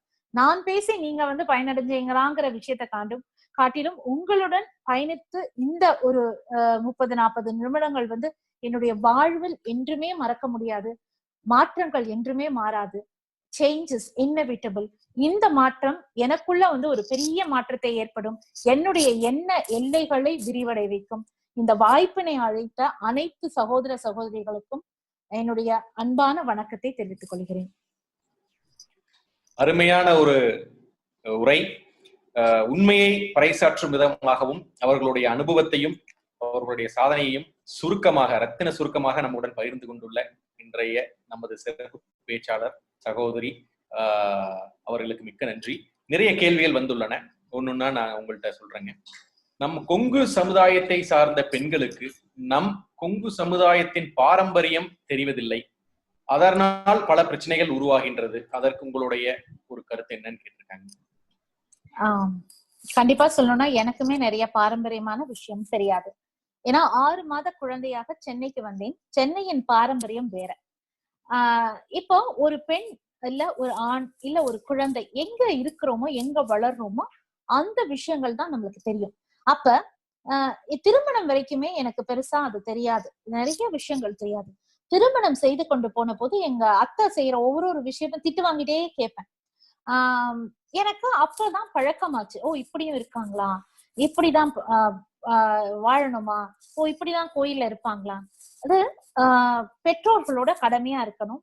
பெற்றோர்கள் செய்ய இப்ப யார் சொல்லி கொடுப்பாங்க? இப்படித்தான் இருக்கணும், வாங்க போங்கன்னு சொல்றது கூட எனக்கு இங்க பேசக்கூடிய சென்னையில் பேசக்கூடிய மொழி உங்கள் அனைவருக்கும் அறிந்த மொழியாக இருக்கும். முடிந்த அளவுக்கு நான் சென்னை மொழியை தவிர்த்து நம் தமிழ் மொழியை வந்து இது எங்க அம்மாவும் அப்பாவும் கொஞ்சம் கொஞ்சமா சொல்லி கொடுத்தக்கூடிய விஷயம். அப்ப எங்க வாழ்ந்தாலும் சரி, அமெரிக்கால வாழ்ந்தாலும் சரி, மலேசியால வாழ்ந்தாலும் சரி, நம்ம பாரம்பரியத்தை பராமரிச்சு பாதுகாக்க வேண்டியது நம்மளோட கடமை. ஆனா நிறைய நேரங்கள்ல இந்த திருமண பந்தம் நீங்க சொல்றீங்கல்ல, இதுல பிரச்சனைகள் வருது இல்லைங்களா? இந்த பெண்ணுக்கு இது தெரியலேங்கிற குற்றச்சாட்டு தாங்க ஏராளமா. நான் ஒவ்வொருத்தர்கிட்டயும் என்னையவே உதாரணமா சொல்லி நிறைய குடும்பங்களை சேர்த்து வைக்கக்கூடிய நிலையும் இருக்கு. இன்னொன்னு நம்ம பஞ்சாங்கம் சொல்லி ஒதுக்க கூடாதுங்க. பெண்ணியம் பேசலாம், புரட்சிகரமான சிந்தனைகள் இருக்கலாம். நீங்க ஒரு திருநங்கைக்காக பணி செய்யக்கூடியனா என்ன மாதிரி ஒரு புரட்சியான பெண் இருக்க முடியாது.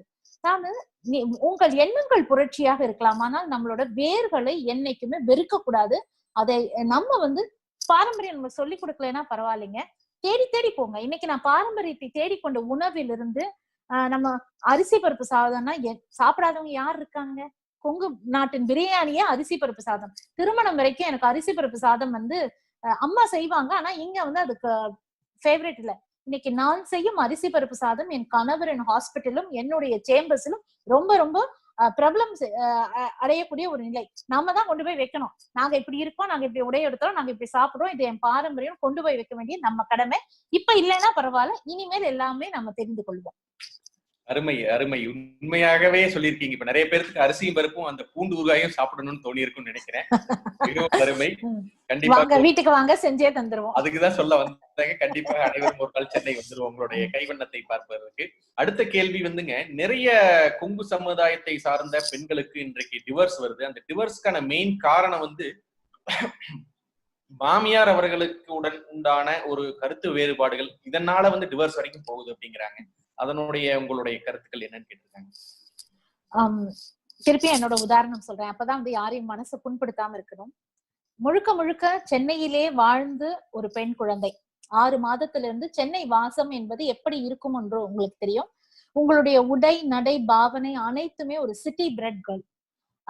எனக்கு வந்து என் கணவர் வந்து சிட்டில இங்கே சென்னையிலேயே ஒரு மருத்துவராக இருந்தாலும் திருமணம் செய்து கொண்டு ஒரு வில்லேஜ், நான் போய் பார்த்த முதல் வில்லேஜ் லைஃப் அதுதான் சொல்லணும். பொள்ளாச்சியில ஒரு டவுன்ஷிப்னால அவ்வளவு ஒரு வில்லேஜ் பார்க்கலனாலும் போகும்பொழுது ஒரு ஒரு சிங்க குகைக்குள்ள போற மாதிரி முதல்ல பயமா இருந்தாலும் அப்புறம் ஒரு ஒரு விஷயத்தையும் ஒரு நாட்கள் ஆக ஆக ஒரு ஒரு விஷயத்தையும் ஒரு ரசிக்க ஆரம்பிச்சேன். எனக்கு மாமியார்னா ரொம்ப பயமா இருந்தது. ஏன்னா அவங்க ரொம்ப டெரரா ரொம்ப ஸ்ட்ரிக்டா இருந்தாங்க. ஆனா இன்ன வரைக்கும் ஒரு சண்டை கூட நான் போடல. அதுக்கப்புறம் அவர்களோட பார்வையை நான் புரிய ஆரம்பிச்சேன். மாமியார்னா அப்படித்தாங்க இருப்பாங்க. அம்மா கிட்ட சண்டை போட்டா நம்ம ஃப்ரெண்ட் ஆயிட முடியும். மாமியார் எதிர்த்து பேசினா ஃப்ரெண்ட்ஷிப் ஆகுறது சிரமம் ஆயிடும். அப்ப எப்ப மாமியார் கிட்ட நீங்க எதிர்த்து பேச முடியும்னா மாமியார் முதல்ல ஃப்ரெண்ட் ஆகணும். My best friend is my mother in law. Today அவங்களுக்கு ரொம்ப வயசாச்சு, படுத்த படுக்கையா இருந்தாலும் கூட இன்னைக்கு நாங்க பேசும்போது கூட எங்களோட ஃபேமிலி குரூப்ல ஒரு விஷயம் வந்தது.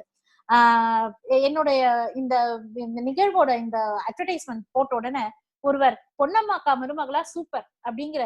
அப்ப எனக்கு அடையாளம் இல்லை, என் மாமியாரின் மருமகளாக எனக்கு ஒரு அடையாளம் என்னுடைய சொந்தம் எனக்கு கொடுக்கிறது அப்படின்னா இன்னைக்கு வந்து 2 பேரும் என்னோட குடும்பத்துல வந்து நான் வந்து என்னோட இதை வந்து நிறைய தளங்கள்ல பேசினாலும் என்னோட குடும்ப தளத்துல இதை பேசணும். பெற்ற வீட்டுல பாத்தீங்கன்னா எங்க அப்பா வந்து ஒரு மிலிட்டன்ட் ஃபாதர், ரொம்ப ஸ்ட்ரிக்டான ஃபாதர். அவர் கொடுத்த சில படிப்பினைகள் அறிவுரைகள், அதே மாதிரி கல்யாணம் பண்ணிட்டு போன இடத்துல என் மாமியார் கற்றுக் கொடுத்த விஷயங்கள் வந்து ஏராளம். பெண்கள் வந்து சொல்லி கொடுக்கும் போதே இந்த சீரியல் எல்லாம் வருது பாருங்க, சில சீரியல் மாமியார பூதம் மாதிரி கட்டுது, அப்படிலாம் கிடையாதுங்க. அப்பெல்லாம் ஒண்ணுமே கிடையாது. நம்ம மனசுதான் அங்க பிரதிபலிக்குது. ஒரு ஒரு மனுஷனையும் நீங்க எப்படி பாக்குறீங்களோ அவங்க தாங்க அந்த மனுஷன். உங்க மாமியார நீங்க 2 கொம்பு வச்சு பாத்தீங்கன்னா கொம்பு தெரியும். உங்க மாமியார தேவதையா பாருங்க, தேவியா தெரியும். நிஜமா வாங்க. அப்படி ஏதாவது பெண்களுக்கு மாமியாரால பிரச்சனையா இருந்தா அந்த மாமியார் யாருன்னு அனலைஸ் பண்ணிட்டு அதுக்கப்புறம் உங்களை கொண்டு போய் எங்க சேர்த்து வைக்கிறது என் பொறுப்பு. It's simple. You have to understand the psychology of each and every person. And நம்மளோட பாயிண்டை நிலைநிறுத்தினோம்னா அது we have to adjust to people. ignorance of law is not an excuse. அதாவது சட்டம் தெரியவில்லை என்றால் அதை வந்து ஒரு காரணமா கூற முடியாதுன்னு சொல்றாங்க. ஆனா நம்ம கொங்கு வேளாளர் சமுதாயத்தை சார்ந்தவர்கள் அந்த சட்டத்தை தெரிந்து கொள்வதற்கு என்ன செய்யணும் அப்படின்னு கேட்கிறாங்க. இப்ப வந்து அடிப்படையான சட்டங்களை பத்தி நான் நிறைய வீடியோ கிளிப்பிங்ஸ் என்னோட யூடியூப்ஸ்ல இருக்கும். நாம ஒண்ணு செய்யலாம். நீங்க ஒரு வழக்கறிஞர், நான் ஒரு வழக்கறிஞர், இந்த மாதிரி வழக்கறிஞர் சொந்தங்க எல்லாருமே ஒரு ஒரு ஃபீல்ட்ல ஸ்பெஷாலிட்டியா இருப்போம். மேபி நம்ம எல்லாருமே நம்ம ஃபீல்டோடது ஒரு யூடியூப் மாதிரி நம்ம குட்டியா கிரியேட் பண்ணி நம்ம சொந்தங்களுக்குள்ள சர்க்குலேட் பண்ணா பேசிக் லா பத்தி தெரிஞ்சுக்கக்கூடிய ஒரு வாய்ப்பு இருக்கும். ஏன்னா இதை பப்ளிக் கொண்டு போகும்போது நம்ம சொந்தங்களுக்கு என்னென்ன லா தெரியணும் அப்படிங்கிற விஷயத்த, ஏன்னா லா எல்லாருமே இப்ப நானே வந்து டாக்ஸேஷன் எனக்கு நிஜமா தெரியாது. I might be good in civil, I might be good in criminal லா. பல சட்டங்கள் தெரியும்னாலும் டாக்ஸை பொறுத்த வரைக்கும் நான் ஆராய்ச்சி பண்ணாத லா. கிரிமினலை பொறுத்த வரைக்கும் நான் மர்டர் அந்த மாதிரி அஃபென்சஸ் அகெயின்ஸ்ட் பாடிக்குள்ள ரொம்ப பயணிக்காத விஷயம். நமக்கே நிறைய ரெஸ்ட்ரிக்ஷன்ஸ் இருக்கும்போது பேசிக்கா இருக்கக்கூடிய ஒரு விஷயங்கள்னு அடிப்படையான உரிமைகள், கடமைகள், அடிப்படையான சட்டங்கள், அடிப்படையான விஷயங்களை வந்து நம்ம முன்னிறுத்து நானும் ராஜசேகர் மாதிரி இருக்கக்கூடிய மத்த நம்ம சொந்தங்கள் இருக்கக்கூடிய வழக்கறிஞர்கள் எல்லாரையும் ஒன்று கூடுவோம். அவர்களோட பெஸ்ட் இந்த இதுல இவங்கதான். இப்ப நம்ம காந்தி அங்கிள் இருக்காங்க, is an exceptional expert person. இந்த மாதிரி யாரெல்லாம் இருக்காங்க, நம்ம செங்கோட்டு வேலனா இருக்காங்க, தலைவர் இங்க இருக்காங்க, மாதிரி எக்ஸ்பர்ட்டை போட்டு ஒப்பீனியன் எடுத்து அதை ஒரு அழகான வீடியோஸ் மாதிரி அனுப்பி நம்ம அப்படியே நம்ம கொண்டு போய் சேர்த்தா சிறப்பா இருக்குங்கிறது என்னோட தாழ்மையான கருத்து. அருமையான ஒரு வழிகாட்டுதல் எங்களுக்கு கொடுத்துருக்கீங்க. அடுத்த கேள்வி வந்து இலக்கியம் சார்ந்த ஒரு கேள்வியா ஒருத்தர் கேட்டிருக்காருங்க. பேதை பெதும்பை மங்கை மடந்தை அறிவை தெளிவை பேரிளம் பெண் என்ற சங்ககால பருவ வாழ்வியல் பொறுப்புகளை பற்றி தங்களின் பார்வை என்ன அப்படின்னு கேட்டிருக்காரு. உண்மையா சொன்னா எனக்கு இலக்கியம் அவ்வளவா தெரியாது. இந்த வார்த்தையெல்லாம் நான் கேட்டிருக்கேன். ஆனா இந்த வார்த்தைக்கு அர்த்தம் என்ன அப்படிங்கிறது தெரியல. ஆனா இது எல்லாமே வந்து பெண்களோட வெவ்வேறு நிலைகளை குறிக்கக்கூடிய ஒரு விஷயம். பெண்ணாக அப்படின்னா ஒரு ஒரு எனக்கு பெண்ணா இருக்கிறதுல ரொம்ப பெருமைங்க. என்னோட ஒரு ஒரு நிலைகளும் பல சங்கடங்கள் பல சிக்கல்களா இருந்தா கூட ஒரு பெண் அப்படிங்கிற ஒரு நிலையில இருந்து பார்க்கும்பொழுது ஐ எம் a கிரியேட்டர். ஒரு பெண்ணாக தாய்மை பேருன்னு ஒண்ணு இருக்கு இல்லைங்களா, அது வந்து ஒரு கடவுளுக்கு சமமான ஒரு விஷயம். ஒரு ஒரு ஒரு உயிரை வந்து கொடுக்கக்கூடிய ஒரு விஷயம்.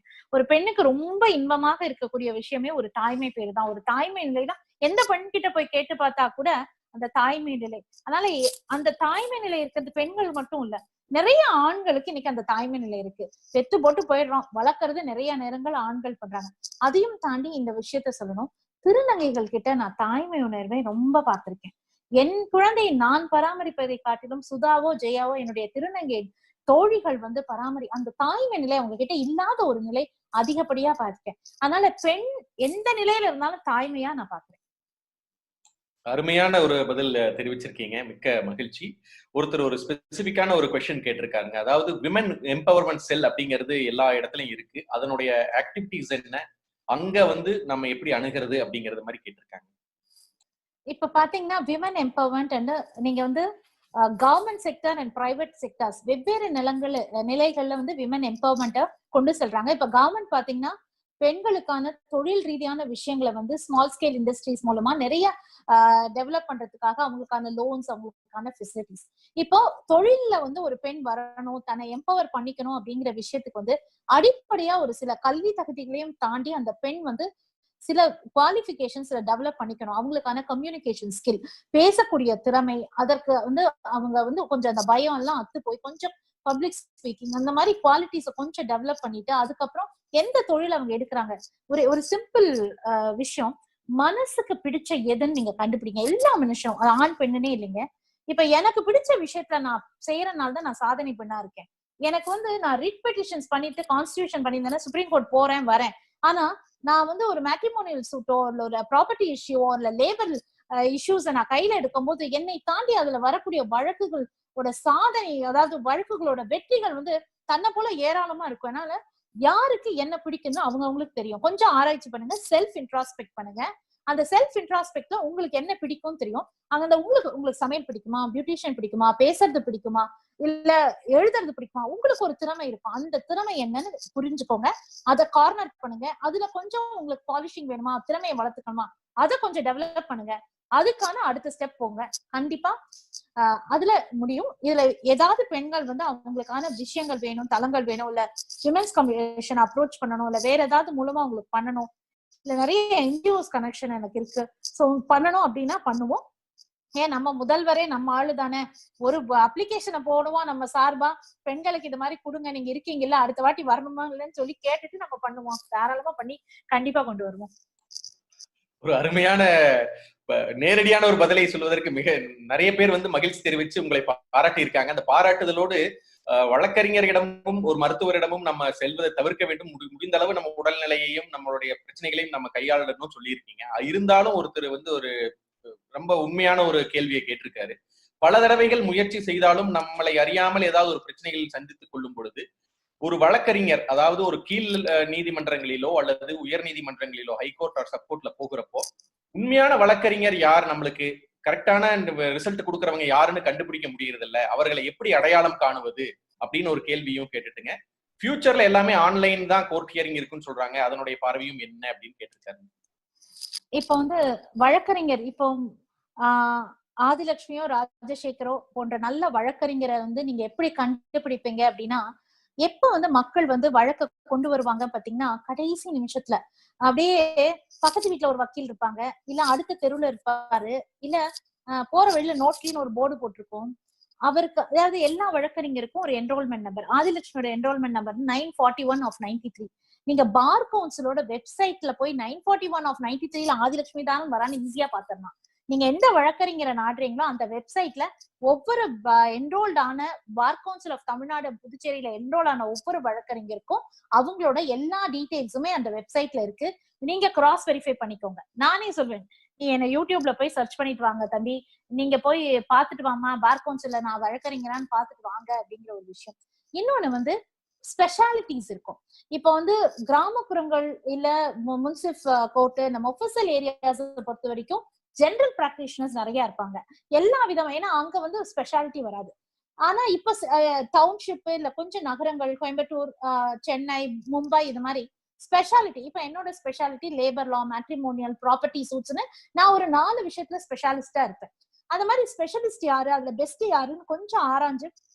இன்னொன்னு இந்த இடத்துல சொல்ல வேண்டிய விஷயம் என்னன்னா, நோட்டீஸை யாராவது கேஸ் வரும்போது நல்ல வக்கீல வச்சுக்கலாம். இதுதான் நீங்க செய்யற தப்புங்க. நோட்டீஸ் தான் அஸ்திவாரம். நோட்டீஸ தான் இருக்கிற பெஸ்ட் வக்கீல வச்சு போடணும்.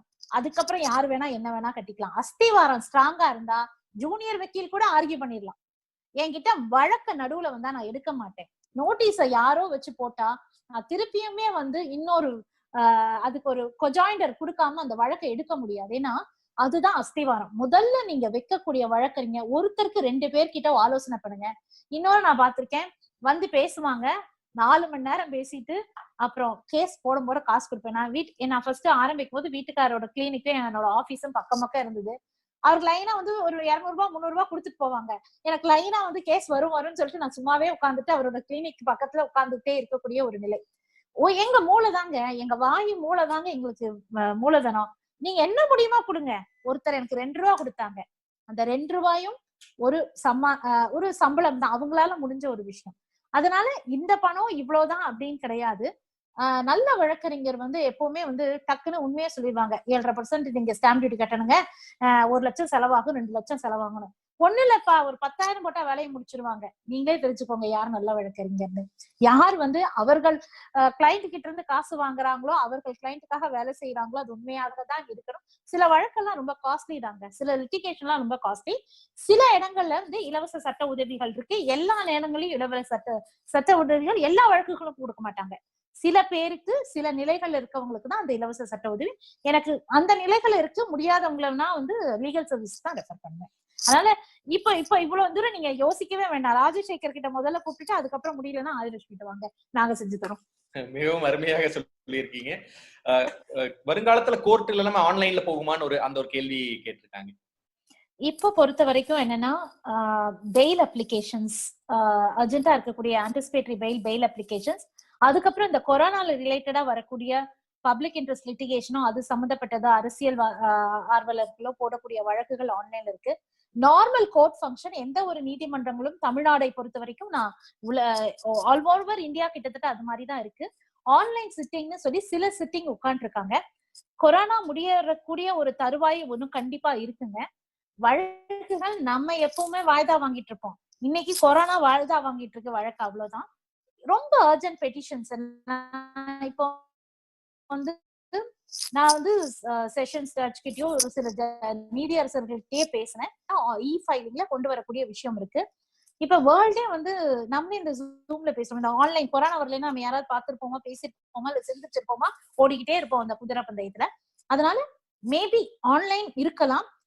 இது கொரோனா ஒரு 6 மாசத்துல முடிஞ்சிரும் நம்ம நினைப்போம். அப்படி இல்லைன்னா பரவாயில்லைங்க, ஆன்லைன்லயே தூள் கலப்புவோம், புது டெக்னாலஜி இருப்போம், வீட்டுல இருந்துட்டே ஒர்க் ஃப்ரம் ஹோம்னு பண்ணுவோம். ஸ்பெஷல் கேசஸ் ஹியரிங் வேணுங்க. ஆனா ஒண்ணு கிராஸ் எக்ஸாமினேஷன் மட்டும் ஆன்லைன்ல பண்ண முடியாது. அது ஒண்ணு மட்டும் ரொம்ப சிரமமா இருக்கும். மத்தபடி என்னோட தாட் ப்ராசஸ்ல நான் திங்க் பண்ணேன், என்னோட ஒரு கேஸும் நான் எப்படி பண்ணுவேன் என்னன்னு. என்னோட இம்பார்ட்டன்ட் கேஸ் கிராஸ்ல இருந்தது. எப்படி நான் மிரட்டுவேன் ஆன்லைன்ல, கண்ணை உருட்டி மிரட்டுமே, இந்த மாதிரி கேள்வி கேட்கணுமே, பாடி லாங்குவேஜ் வேணுமே, முடியாதே ஆன்லைன். அப்ப இதுக்கு வாய்தா வாங்க. So certain things can be done on online, but not everything. But சிலது நேரடியா பயணிக்கக்கூடிய விஷயம் தான். டாக்டர் சர்ஜரி வீட்டுல இருந்து பண்ண முடியுங்களா? அதே மாதிரிதான் சில நேரங்கள்ல வழக்கறிஞர் கோர்ட்டுக்கு போய் தான் பண்ணணும். பாத்துக்கலாம், எப்ப வருதோ அதை நம்ம கண்டிப்பா பண்ணுவோம். certain things can be done on online. அருமையான மிகச்சிறந்த பதில்ல எல்லாத்துக்கும் புரியும் வண்ணம் எளிமையாகவும் அதே மாதிரி டு த டாட் அப்படிங்கிற முறையிலையும் சொல்லியிருக்கீங்க. மிக மிக மகிழ்ச்சி. நிறைய பேர் அதனோட காம்ப்ளிமெண்ட்ஸ் போட்டுட்டு இருக்காங்க. அடுத்த ஒரு கேள்வி, முக்கியமான ஒரு கேள்வி ஒருத்தர் கேட்டிருக்காரு. nobody is willing to let her daughter to pursue law. அதுக்கு உங்களுடைய கருத்து என்ன? என பெண்களுக்கு எல்லா சுதந்திரம் இருக்குன்னு சொல்றாங்க, பெண்களை சட்டத்துறையில அனுப்புறதுக்கு நிறைய பெற்றோர்களே விட மாட்டேங்கிறாங்க அப்படிங்கிறாங்க. அதுக்கு உங்களுடைய கருத்துக்கள், ஆலோசனை? கண்டிப்பா. 1988ல நான் லா என்ட்ரன்ஸ் எழுதும் போது எனக்கு துணையா இருந்தது என்னோட அப்பாவும் என்னோட தாத்தா மட்டும்தான். அதுக்காக எங்க அப்பா சொந்தங்கள் பல பேரை பகைச்சிட்டாங்க. ஏன்னா எனக்குன்னு இருக்கக்கூடிய முறை மாப்பிள்ளைகள் எல்லாம் அவர்கிட்ட அவங்களை பெற்ற அப்பா அம்மா எல்லாம் லா படிக்க வச்சுட்டேன்னா எப்படி கட்டுறதுன்னு, இவங்களை கட்டி வைக்காம இருக்கிறதுக்காகவே லா படிக்க படிக்க வச்சாரோ என்னமோ தெரியாது, பகைச்சிட்டு இன்னும் ஒரு சில உறவுகளோட எங்க அப்பா இன்னமும் பேசல.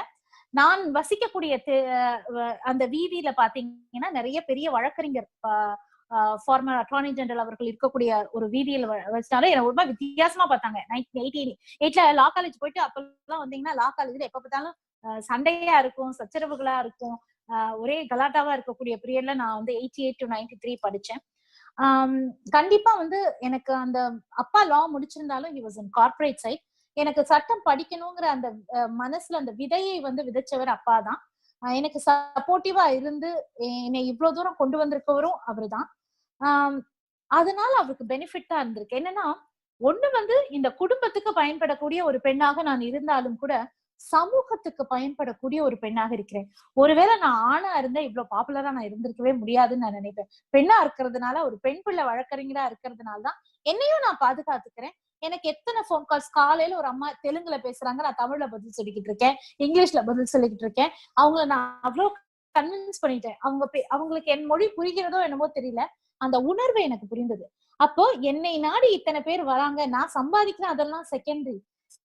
எனக்கு ஒரு 4 பேர் வந்து முகம் அறியாதவர்கள் என்னோட பேசுறாங்க, அவங்களுக்கு ஒரு தீர்வு கொடுக்கக்கூடிய ஒரு விஷயம் வழக்கறிஞராக இருக்கும்போது, இப்போ உங்க பெண்ணுக்கு தைரியம் கொடுக்கணும்னு நினைக்கிறீங்களே, சட்ட கல்வியை கொடுங்க. அது தன்னால தைரியத்தை கொண்டு வரும். அந்த காலேஜுக்குள்ள போய் வெளியே வரும்போதே தைரியசாலி ஆயிருவாங்க. எதை வேணாலும் சமாளிக்க முடியும், யாரை வேணாலும் சமாளிக்கணும். இன்னொன்னு, சட்டம் படித்த பெண்கள் விவாகரத்துக்கு போக மாட்டாங்க, குடும்பத்தை உடைச்சுக்க மாட்டாங்க. எந்த துறையில இருக்க பெண்கள் வேணாலும் நீதிமன்றத்துல போய் நிற்பாங்க. ஆனால் சட்டம் படிக்கக்கூடிய பெண்கள், பெண் வழக்கறிஞர்கள் பல்வேறு சிக்கல்களை பார்த்தாலும் கூட இந்த குடும்ப உறவை முறித்து கொள்ளக்கூடாது. இன்னொன்னு, நிறைய ப்ராப்பர்ட்டி இஷ்யூஸ் அவங்களும் கிரியேட் பண்ணிக்க மாட்டாங்க. ஏன்னா அதை பார்த்து படிப்பினேன். ஒரு விதத்தில் குடும்ப அமைப்பை கட்டுக்கோப்பாக வைப்பதற்கு என்னுடைய சட்ட கல்வி எனக்கு பயன்படுத்துது சொல்லலாம். அருமையான ஒரு பதில் சொல்லியிருக்கீங்க. நீங்க அந்த பதில சொன்னோடனே அடுத்த ஒரு வழக்கறிஞர், அதுவும் பெண் வழக்கறிஞர், அவங்க என்ன சொல்லியிருக்காங்கன்னா, என்னுடைய வீட்லயே சட்டம் படிக்கும் பொழுது நீ சட்டம் படிச்சீன்னா உன்னை யாரு கல்யாணம் பண்ணிக்குவாங்க அப்படின்னு சொல்றாங்க. அப்ப சட்டம் படிச்ச பெண் வழக்கறிஞர்களுக்கு கல்யாண வாழ்விலும் அவர்களுடைய பர்சனல் வாழ்விலும் பின்தங்கி இருக்கும் நிலைமை ஏற்படுமா? அப்படி ஏதாவது தடங்கள் வந்தா அது எப்படி நம்ம அதுல இருந்து வெளிவரது அப்படின்னு கேட்டிருக்காங்க. அதெல்லாம் ஆதிலட்சுமி மாதிரி என்னோட சகோதரி என்னை கேள்வி கேட்ட அந்த வழக்கறிஞர் சகோதரி தான் வந்து உலகத்துக்கு நாங்க பறைசாற்றணும். எப்படி பறைசாற்றணும்னா, எங்க குடும்ப அமைப்பு எப்படி இருக்கு, நாங்க எப்படி நடந்துகிட்டு இருக்கோங்கிற விஷயம் தான் வந்து அவங்களுக்கு அந்த தைரியத்தை கொடுக்கும். இது போலீஸ்காரனா சரியில்லாதவங்க, வக்கீல்னா இப்படி இருப்பாங்க. ஒருத்தருக்கும் ஒரு அடையாளம் சொல்லி வளர்க்குறாங்க இல்லைங்களா? இந்த மாதிரி ஒரு பழமொழி மாதிரி ஒரு சில விஷயங்களை சொன்ன மாதிரி, அது பெண்கள் வந்து பொதுவாவே வந்து சப்மிசிவ் பொசிஷன்ல வைக்கணும்னு இந்த அமைப்பு நினைக்கும், இந்த பொது சமூகமே நினைக்கக்கூடிய விஷயம். அப்போ ஒரு வழக்கறிஞராக இருக்கக்கூடிய ஒரு நபரை வந்து நீங்க அடிமைப்படுத்தவே முடியாது.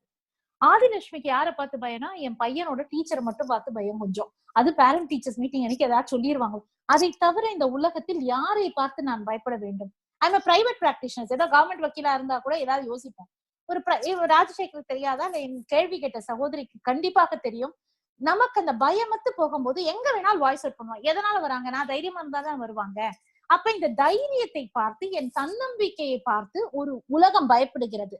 எந்த உலகம் பயப்படுவோம்? தப்பு செய்யறவன் தான் என்ன பார்த்து பயப்படலாம்.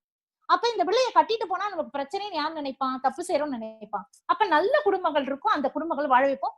மேபி நம்ம மேட்ரிமோனி நெட்வொர்க் இது மாதிரி சட்டம் படிச்சா மாப்பிள்ளை கிடைக்காதுன்னா, மாப்பிள்ளைய நம்ம கண்டிப்பா தயார் பண்ணி கொடுப்போம். அப்படி பெண்களுக்கு சட்டம் படிக்க வைங்க, என்னோட ஆபீஸ்க்கே வாங்க, நான் தயார் பண்ணி விடுறேன், மாப்பிள்ளைய கூட நம்ம பாத்துருவோம், ஒன்னும் பிரச்சனை இல்லை. அருமையான ஒரு பதிலுக்கு, நெத்தியடியான பதில். இதை பார்த்து கொண்டிருப்பவர்களுக்கு உண்மையிலுமே ஒரு உத்வேகமான ஒரு பேச்சு. அவர்கள் மிகவும் பூரிப்படைவார்கள். அடுத்த கடைசி 2 கேள்விங்க. கால நேரம் கருதி நிறைய கேள்விகள் கேட்டிருந்தாங்க. அதுல கடைசி ஒரு கேள்வி வந்து தமிழ் ஆர்வலர் ஒருவர் கேட்டிருக்காரு. உயர் நீதிமன்றத்திலும் மற்ற நீதிமன்றங்களிலும் தமிழை வழக்காடு மொழியாக கொண்டு வருவதற்கு போராட்டங்கள் நடக்கின்றன. அதை பற்றி தங்களுடைய கருத்து என்னன்னு கேட்டிருக்காரு. இப்ப வந்து மக்களுக்கு புரிஞ்ச மொழியில தான் நம்ம பேசணும், இல்ல ஒரு நபருக்கு புரிந்த மொழியில் தான் பேச்சு இருக்கணும். ஒருவருக்கு செய்கை மொழிதான் புரியும் என்றால் அவர்களுக்கு அந்த செய்கை மொழியால தான் நம்ம வந்து ஒரு செய்தியை தெரிவிக்க வேண்டிய ஒரு நிலை இருக்குங்களா? அதனால இப்ப ஒரு மக்களுக்கு இப்ப நீதிமன்றத்துல இருக்கக்கூடிய விஷயங்கள்லாம் கிரீக் அண்ட் லாட்டின்ல இருந்தா நம்மளுக்கு புரியுமா? சட்டத்தோட அஸ்திவாரம் பாத்தீங்கன்னா லாட்டின் மேக்சிம். சட்டம் படித்தவர்களுக்கு தெரியும், லாட்டின் கிரீக்க மொழி தான் சட்டத்தோட அஸ்திவாரம். இன்னைக்குமே சட்டம் வந்து நிறைய லாட்டின் மேக்சிம்ஸ், லாட்டின்ல கொடுக்கக்கூடிய அந்த பொன்மொழிகள் தான் வந்து சட்டத்தோட அடிப்படையா இன்னைக்குமே இருக்கு. அப்ப நீதிமன்றத்துல பேசக்கூடிய மொழியே ஆங்கிலத்துல இருக்குன்னா, ஒரு 350 ஆண்டுகள் இந்த ஆங்கிலேயர் இந்த நாட்டை ஆண்டு விட்டார்கள். இன்னொன்னு, இன்னைக்கு நம்ம பார்க்கக்கூடிய Indian Evidence Act, IPC, CrPC போன்ற பல சட்டங்கள் வந்து ஆங்கிலேயர்கள் எத்தி சில மாற்றங்கள் திருத்தங்களோட இன்ன வரைக்கும் நம்ம நடைமுறையில இருக்கக்கூடிய சட்டங்களா இருக்கு. இன்னொன்னு, நம்ம நாட்டை பொறுத்த வரைக்கும் நம்ம தனித்தனி மாநிலங்களாக இருந்தாலும் கூட நம்ம எல்லாருமே இந்தியாங்கிற ஒரு நாடு, வெவ்வேறு மொழி, வெவ்வேறு மதம், இட்ஸ் அ பிக் ஒரு சப்கான்டினென்ட் லெவல்ல நம்ம இருக்கோம். அப்ப இந்த ஹைகோர்ட் ஜட்ஜஸ் எல்லாம் வந்து தமிழ்நாட்டை சார்ந்த ஜட்ஜஸ் மட்டும் ஹைகோர்ட் ஜட்ஜஸா உட்கார மாட்டாங்க. இப்ப நம்ம சீஃப் ஜஸ்டிஸ் யாரா இருப்பாங்க, அவர் ஹிந்தி பேசுற ஒரு மொழி பேசுறவரா இருப்பாங்க, இல்ல தெலுங்கு பேசுறவங்களா இருப்பாங்க. அவரோட தாய்மொழி வேறுபடும், நம்ம தாய்மொழி தெரியாது. அதனால காமன் மொழி வந்து உங்களுக்கு வந்து இங்கிலீஷா இருக்கக்கூடிய ஒரு நிலை இருக்கு எல்லா ஹைகோர்ட்ஸை பொறுத்த வரைக்கும். ஆனா டில் ஹைகோர்ட், டிஸ்ட்ரிக்ட் கோர்ட் வரைக்கும் நீங்க தாய்மொழியில பேசலாங்க. டிஸ்ட்ரிக்ட் கோர்ட் வரைக்கும் தான் உங்களுக்கு வந்து ட்ரையல் நடக்கும். டிஸ்ட்ரிக்ட் கோர்ட் வரைக்கும் தான் உங்களோட ஃபேக்ட்ஸ் வந்து வழக்கா நடக்கும். அதுக்கப்புறம் சட்டத்தை பத்தி தான் பேசுறாங்க. அதனால டிஸ்ட்ரிக்ட் கோர்ட் வரைக்கும் நீங்க ஃபாலோ பண்ண முடிய இருக்கு. இன்னும் சில நீதி அரசர்கள் பாத்தீங்கன்னா, குறிப்பா சில பேர்லாம் வந்து தமிழ்ல வாதாடினா அதை கண்டிப்பா அலோ பண்றாங்க. பார்ட்டி இன் பர்சன், தமிழ் தெரிந்த நீதி அரசர்கள் பார்ட்டி இன் பர்சன் போறாங்க, இல்ல பார்ட்டிஸ் கூப்பிட்டு பேசும்போது தமிழ்ல பேசி புரிய வைக்கிறாங்க. இந்த கோர்ட் ப்ரொசீடிங்ஸ் வந்து பாத்தீங்கன்னா உங்களுக்கு புரியும். ஹைகோர்ட்டும் சுப்ரீம் கோர்ட்டும் வேற வழி இல்லாத காரணத்தால, வேற வேற ஊர்ல இருக்கிற காரணத்தால இந்த மாற்றங்களை அவ்வளவு சீக்கிரம் கொண்டு வர முடியாது. It will disturb the whole system. ஏன்னா உங்களுக்கு வந்து இந்த தீர்ப்பு, ஹைகோர்ட் கொடுக்கிற தீர்ப்பு அடுத்த ஹைகோர்ட்டுக்கு பொருந்தும், சுப்ரீம் கோர்ட் கொடுக்கிற தீர்ப்பு வந்து இந்த நீதிமன்றத்துல பொறுக்கும். அதனால நமக்கு புரியாத மொழியில அந்த தீர்ப்பு இருந்தா கொண்டு போக முடியாது. கண்டிப்பா ஒரு கிளையண்ட்டுக்கு லாயர் கிட்ட இங்கிலீஷ்ல இருக்குன்னா அது தமிழாக்கம் பண்ணியோ இல்ல உங்க தாய்மொழி படுத்தி டிரான்ஸ்லேட் பண்ணி கொடுக்கக்கூடிய ஒரு விஷயத்த கேட்கலாம். இப்ப எனக்கு வந்து தெலுங்குல ஒரு கிளையண்ட் வந்துச்சுன்னா அந்த ஃபேக்ட் அப்படியே எடுத்து தெலுங்குல டிரான்ஸ்லேட் பண்ணி இதுதான் இந்த நீதிமன்றத்துல நடந்துங்கிற விஷயத்த அந்த டிரான்ஸ்லேட்டர் அணுகி நான் பண்ணக்கூடிய விஷயம் பண்றேன். கண்டிப்பா இப்போத்துக்கு நம்ம வந்து தமிழை போற்றுவோம், தமிழ் தான் நம்ம தாய்மொழியாக இருந்தாலும் ஒவ்வொரு மாநிலமும் ஆங்கிலத்தை தான் உயர் நீதிமன்றங்களும் உச்ச நீதிமன்றங்களும் நடைமுறைப்படுத்தி கொண்டு இருக்கக்கூடிய நிலை இருக்கிறது. அது இந்தியாவின் நிலை. மிக சிறப்பான பதிலுங்க. நிறைய பேர் தங்களுக்கு வந்து நிறைய காம்ப்ளிமெண்ட்ஸ், விஷஸ் வந்து சேட்ல போட்டுட்டு இருக்காங்க. அது வந்து எல்லாருமே உங்களுக்கு அனுப்பியிருக்காங்க. நாங்க உங்களுக்கு அதை எக்ஸ்பிளைன் பண்றோம். உங்களுடைய நன்றிகளும் உங்களுடைய நேரடியான பேச்சுக்களுக்கும் நிறைய பேர் வந்து மிக சிறப்பான நன்றிகளை தெரிவிச்சிருக்காங்க. கடைசியான ஒரு கேள்வி, கிட்டத்தட்ட ஒரு 10 to 15 நமது சொந்தங்கள் இதே கேள்வியை கேட்டிருக்காங்க. அந்த கேள்வி என்ன அப்படின்னா, நம் கொங்கு சொந்தங்கள் பல இடத்திலும் ஃபேஸ் பண்ணக்கூடிய ஒரு பிரச்சனை என்னன்னா, மாற்று ஜாதியை சேர்ந்தவர்கள் சட்டத்தை தவறாக பயன்படுத்தி நம் மீது தவறான ஒரு குற்றத்தை பிசிஆர் ஆக்ட் மூலமாக செய்து விடுகிறார்கள். அதை எவ்வாறு நாம் வந்து அதிலிருந்து வெளிவருவது? அதே போல் நமது கொங்கு சொந்தத்தை சேர்ந்த பெண்களையும் இழிவாகவும் மற்ற வேறு விதமாகவும் வழிநடத்துவது போல அல்லது அவர்களுடைய வாழ்க்கை சீரழிப்பது போல பல விஷயங்கள் வெளியில சொல்லிட்டு இருக்காங்க. அதுல இருந்து எப்படி மீள்வது அப்படின்னு ஒருத்தர் நிறைய பேர் இதே சார்ந்த கேள்விகளை கேட்டிருக்காங்க. நீங்க கேட்ட கேள்வி வந்து இது ரொம்ப சங்கடமான விஷயம்தான். காலகாலமாக ஒரு சிலர் அடிமைப்படுத்தப்பட்டார்கள் என்பது மறுக்க முடியாத ஒரு உண்மை. ஆனா இன்னைக்கு வந்து இந்த சட்டம் மட்டும் இல்ல, பல்வேறு சட்டங்கள் வந்து தவறாக பயன்படுத்தப்படுகிறது. பெண்களை பாதுகாக்க இருக்கக்கூடிய சட்டம் சில நேரங்களில் தவறாக பயன்படுத்தப்படுகிறது. ரைட் டு இன்ஃபர்மேஷன் ஆக்ட் சில நேரங்களில் தவறாக பயன்படுத்தக்கூடிய நிலையில இருக்கு. அதே மாதிரிதான் இந்த பிசிஆர்ங்கிற ஒரு விஷயம். என்ன பொறுத்த வரைக்கும் கொங்கு சொந்தங்கள் எந்த ஜாதியும் எந்த மதத்தையும் இழிவாகவோ இல்ல குறைவாகவோ மதிப்பிட்டு இதுவரை நான் பார்த்ததில்லை. ஆனா ஒரு சிலர் இது வந்து ஒரு அரசியல் காரணத்துக்காகவோ இல்ல ஒரு பகைமையை தீர்க்கக்கூடிய ஒரு காரணத்துக்காகவோ இதை தவறாக பயன்படுத்தக்கூடிய நிலை. இதை நம்ம எப்படி முறியடிக்கணும் அப்படின்னா, சட்ட ரீதியா முறியடிக்கிறது அது ஒரு விஷயமா இருந்தாலும் இந்த சட்டம் கொஞ்சம் ஸ்ட்ராங்கா இருக்கு, கொஞ்சம் ஆன்டி பாய்ஸ்டா இருக்கு. நம்மளுக்கு இட்ஸ் நாட் ஃபேவரிங் அஸ். அப்போ நம்ம எல்லாருமே ஒன்று கூடி ஒரே அடியா, அதாவது தனித்தனி குச்சியா இருந்தா உடைச்சிடலாம், ஒரே அணியா நம்ம நிக்கும் போது இதை அவங்க வந்து உடைக்கிறது கஷ்டம். இது அரசியலாகவோ சமூகத்தை அட்டாக் பண்ற விஷயமாக தான் இருக்கு. இன்னொன்னு வந்து பாத்தீங்க அப்படின்னா, கொங்கு பெண்களை இழிவுபடுத்தக்கூடிய ஒரு பெயர் சொல்ல விரும்பவில்லை, ஒரு புத்தகத்தில் ஒரு பாகம் கூட அது வெளிவந்து அது சர்ச்சை ஏற்படுத்தி நீதிமன்றத்தில் தீர்ப்பு கூட நமக்கு எதிராக வரக்கூடிய ஒரு எதிர்வினை ஏற்படக்கூடிய ஒரு செய்தியாக கூட இதை வந்து ஒரு அங்க கண்டெடுத்த உண்மை, நாங்க வந்து கல்வெட்டுல பார்த்தோம், இல்ல எங்களுக்கு அதுக்கு ப்ரூஃப் இருக்குன்னு ஒரு சொல்லக்கூடிய விஷயம். இது என்னன்னா, எப்பவுமே நீங்க வந்து பாத்தீங்கன்னா வாயுள்ள பிள்ளை பிழைக்கும் அப்படிம்பாங்க. கொஞ்சம் அமைதியான கம்யூனிட்டி நம்ம கம்யூனிட்டிங்க. நம்ம வந்து நம்மள வந்து நாம பறைசாட்டுக்கிறது இல்ல, நாம தான் இப்படி அப்படிங்கிறது வெரசலா நம்ம பேசணும். இன்னும் கொஞ்சம் ஒரு குரல் வந்து உயர்த்தி பேசணும், நாங்க இப்படி இருக்கோம் அப்படின்னு. ஏன்னா கொங்கு பெண்கள் ஒரு அணியாக திரண்டால் பயம் ஜாஸ்தியாகும். இன்னும் நம்ம ஆண்களின் அணி வந்து ரொம்ப ஸ்ட்ராங்கா இருக்குங்க. கொங்கு பெண்களின் அணி வந்து அவ்வளவு ஸ்ட்ராங் ஆகல. ஒருவேளை நம்ம பெண்கள் எல்லாம் ஒன்று சேர்ந்தா நம்ம பெண்களை தவறாக பேசக்கூடியதை வந்து சிந்திப்பார்கள். நம் ஆண்களுக்கு பின்னால் கொங்கு பெண்கள் மறைந்திருக்கிறோம். அந்த ஆணை இயக்கிறதே அந்த பெண்ணு தாங்க. நிறைய என்டர்பிரனர்ஸ், நிறைய அறிவியல் மேதைகள், ப்ரொஃபசர்ஸ், நிறைய பேர் வந்து இந்த சாதனைக்கு வந்து பெண்கள் பின்னாடி இருக்காங்க. ஆனா பெண்கள் முன்னாடி வரணுங்கிறது தான் என்னோட கேள்வி. நம்ம எல்லாரும் பெண்கள் எல்லாம் ஒன்று சேரி நம்ம முன்னாடி வரோம்னு வச்சுக்கோங்களேன். இந்த பிரச்சனையை நானும் ஃபேஸ் பண்ணியிருக்கேன். ஒரு கேஸ்ல உட்கார்ந்து நம்ம பேசிட்டு இருக்கும் போது, நாம ஒண்ணுமே பேசாம இருக்கும் போது கூட நீ இப்படி பேசிட்டியே, இந்த வார்த்தையை நீ சொல்லிட்டியே அப்படிங்கிற ஒரு கேள்வி நமக்கே வருது. அப்படியா? இப்ப எல்லாம் நீ யாரு, எங்கிருந்து வர, என்ன ஊருன்னு எல்லாம் கேட்கறதோட நீ எந்த சமூகத்தை சார்ந்தவங்களும் கேட்டு ஒரு நோட்ஸ் போட்டு சைட்ல வைக்க வேண்டிய ஒரு கட்டாயமாக்கப்பட நம்மளுக்கே நம்ம அறியாம ஒரு பயத்தை ஏற்படக்கூடிய ஒரு விஷயம்.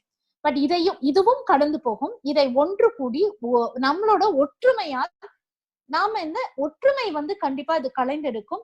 அதனால இங்க இருக்கக்கூடிய எல்லா சகோதரர்களும், எல்லா இருக்கக்கூடிய என்னுடைய மாமாவாக இருக்கலாம், அப்பாவாக இருக்கலாம், இருக்கக்கூடிய அனைவர்களும் உங்க பெண்களை எல்லாம் ஒன்று திரட்டுங்கள். லா படிக்க வைக்கிறதுக்கே யோசிக்கிறீங்களே, அப்புறம் எப்படி ஒன்று திரட்ட போறீங்களோ ஒரு அச்சம் இருந்தாலும் கூட நம்பிக்கையோட சொல்லிக்கிறேன். அனைத்து பெண்களையும், எல்லா கொங்கு பெண்களும் லா முடிச்சா எல்லாம் சரியா போயிருங்க. எல்லாம் வந்து கேள்வி கேட்கக்கூடிய நம் இனத்திலிருந்து திறமையான பெண்கள் இருந்தும் கூட, சாதிக்கக்கூடிய இடங்களில் இருந்தும் கூட ஒரு எல்லையை தாண்டி போகாமல் இருக்கிறோம். அந்த எல்லையை தாண்டுங்க. நீங்க ஒரு எல்லையை வகுத்துக்காதீங்க. ஏன்னா எனக்காவது கை கூப்பிட்ட தூரத்துக்கு நான் பாக்குற இடத்துல எல்லாம் சொல்லுவேன், லா படிக்கிறியா, இன்ன வரைக்கும் யாரும் படிக்க வைக்கலன்னு ஒரு சங்கடம் கூட இருக்கும். மேபி இந்த நிகழ்வின் போது அது நடக்கும். கண்டிப்பா நீங்க கேட்கக்கூடிய இந்த 2 விஷயத்தையும் நம்ம ஒற்றுமையால் மட்டுமே தான் வெல்ல முடியும். மிக நேர்த்தியான ஒரு பதில். உண்மையை போட்டு உடைத்து நேர்த்தியான முறையில் அனைத்து சொந்தங்களுக்கும் தெளிவுபடுத்தி உள்ளீர்கள். எங்களுடைய இந்த கேபிஎன் குழுமத்தின் ஒரு முக்கியமான ஒரு அப்ஜெக்டிவே வந்து பாத்தீங்கன்னா, ஒன்றுபட்டால் உண்டு வாழ்வு. அதை மிகவும் நீங்க தெளிவுபடுத்தியிருக்கீங்க நம்ம சொந்தங்களுக்கு. எல்லாரும் தனித்தனியாக இருந்தால் எதையும் சாதிக்க முடியாது. நம் குலகுருக்கள் அதைதான் அன்னையில பல காலங்களாக சொல்லிக் கொண்டிருக்கிறார்கள். ஒன்றுபட்டால் உண்டு வாழ்வு.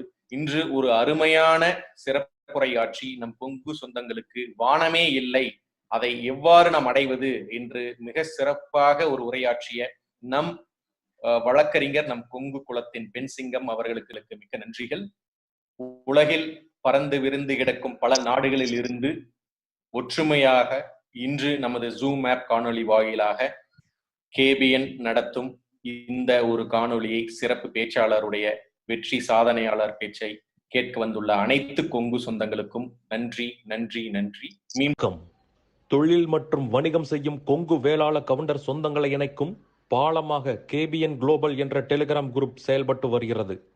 39 நாடுகளைச் சேர்ந்த 3585 கொங்கு வேளாள கவுண்டர் சொந்தங்கள் அதில் ஒரே குடும்பமாக தொழில் விவரங்களையும் தொழில் வாய்ப்புகளையும் அவர்களுக்குள் பரிமாறிக்கொண்டு உள்ளார்கள்.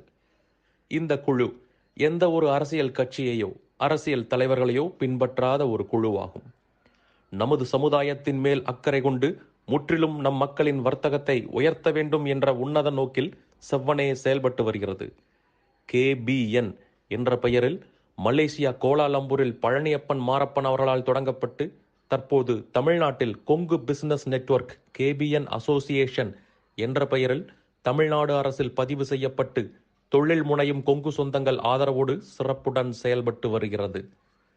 கேபிஎன் குளோபல் குழு தவிர வேறு எந்த ஒரு பெயரிலும் வாட்ஸ்அப் குழு, டெலிகிராம் குழு கிடையாது. இது நமது கொங்கு சொந்தங்களின் தொழில் மற்றும் சமுதாய முன்னேற்றத்திற்கு சேவை மனப்பான்மையுடன் உருவாக்கப்பட்ட அரசியல் சார்பற்ற அமைப்பு. இந்த குழுவில் இணைவதற்கு எந்த ஒரு கட்டணமும் கிடையாது. ஒரு சிலர் கேபிஎன் பெயரை பயன்படுத்தி சந்தா வசூலித்து சுய லாபத்துக்காக குழுக்களை அமைத்துக் கொண்டிருக்கின்றனர். அவ்வாறு செயல்படும் குழுவுக்கும் நமக்கும் எந்த தொடர்பும் கிடையாது. 100 விழுக்காடு தொழில் சம்பந்தப்பட்ட பதிவுகள் மட்டுமே, அதுவும் இலவசமாக, எந்த ஒரு சந்தாவும் இல்லாமல் நம் சொந்தங்கள் அனைவரும் முன்னேற வேண்டும் என்ற உயரிய எண்ணத்தில் பதிவுகளை அனுமதிக்கும் ஓர் உலகளாவிய வர்த்தக குழு. நம் தொழில் அபிவிருத்திக்கு ஏற்ற ஓர் உபயோகமுள்ள ஒரே குழு கேபிஎன் குளோபல் டெலிகிராம் குழு. சொந்தங்களுக்கு இது குறித்து சந்தேகங்கள் இருந்தால் +60 13299144 +6 0 13 2999 144 என்ற அலைபேசி எண்ணில் வாட்ஸ்அப் குறுஞ்செய்தி அனுப்பலாம். நன்றிகளுடன் மலேசியா பழனியப்பன் மாரப்பன் அவர்கள் சார்பாக செழியன் குமாரசாமி. நீங்கள் நமது கொங்கு சொந்தங்கள் வாழ்வில் முன்னேற வேண்டும் என்று விரும்பினால் இந்த தகவலை உங்கள் சொந்தங்களுடன் பகிர்ந்து மகிழ்ந்திட அன்புடன் வேண்டுகிறேன்.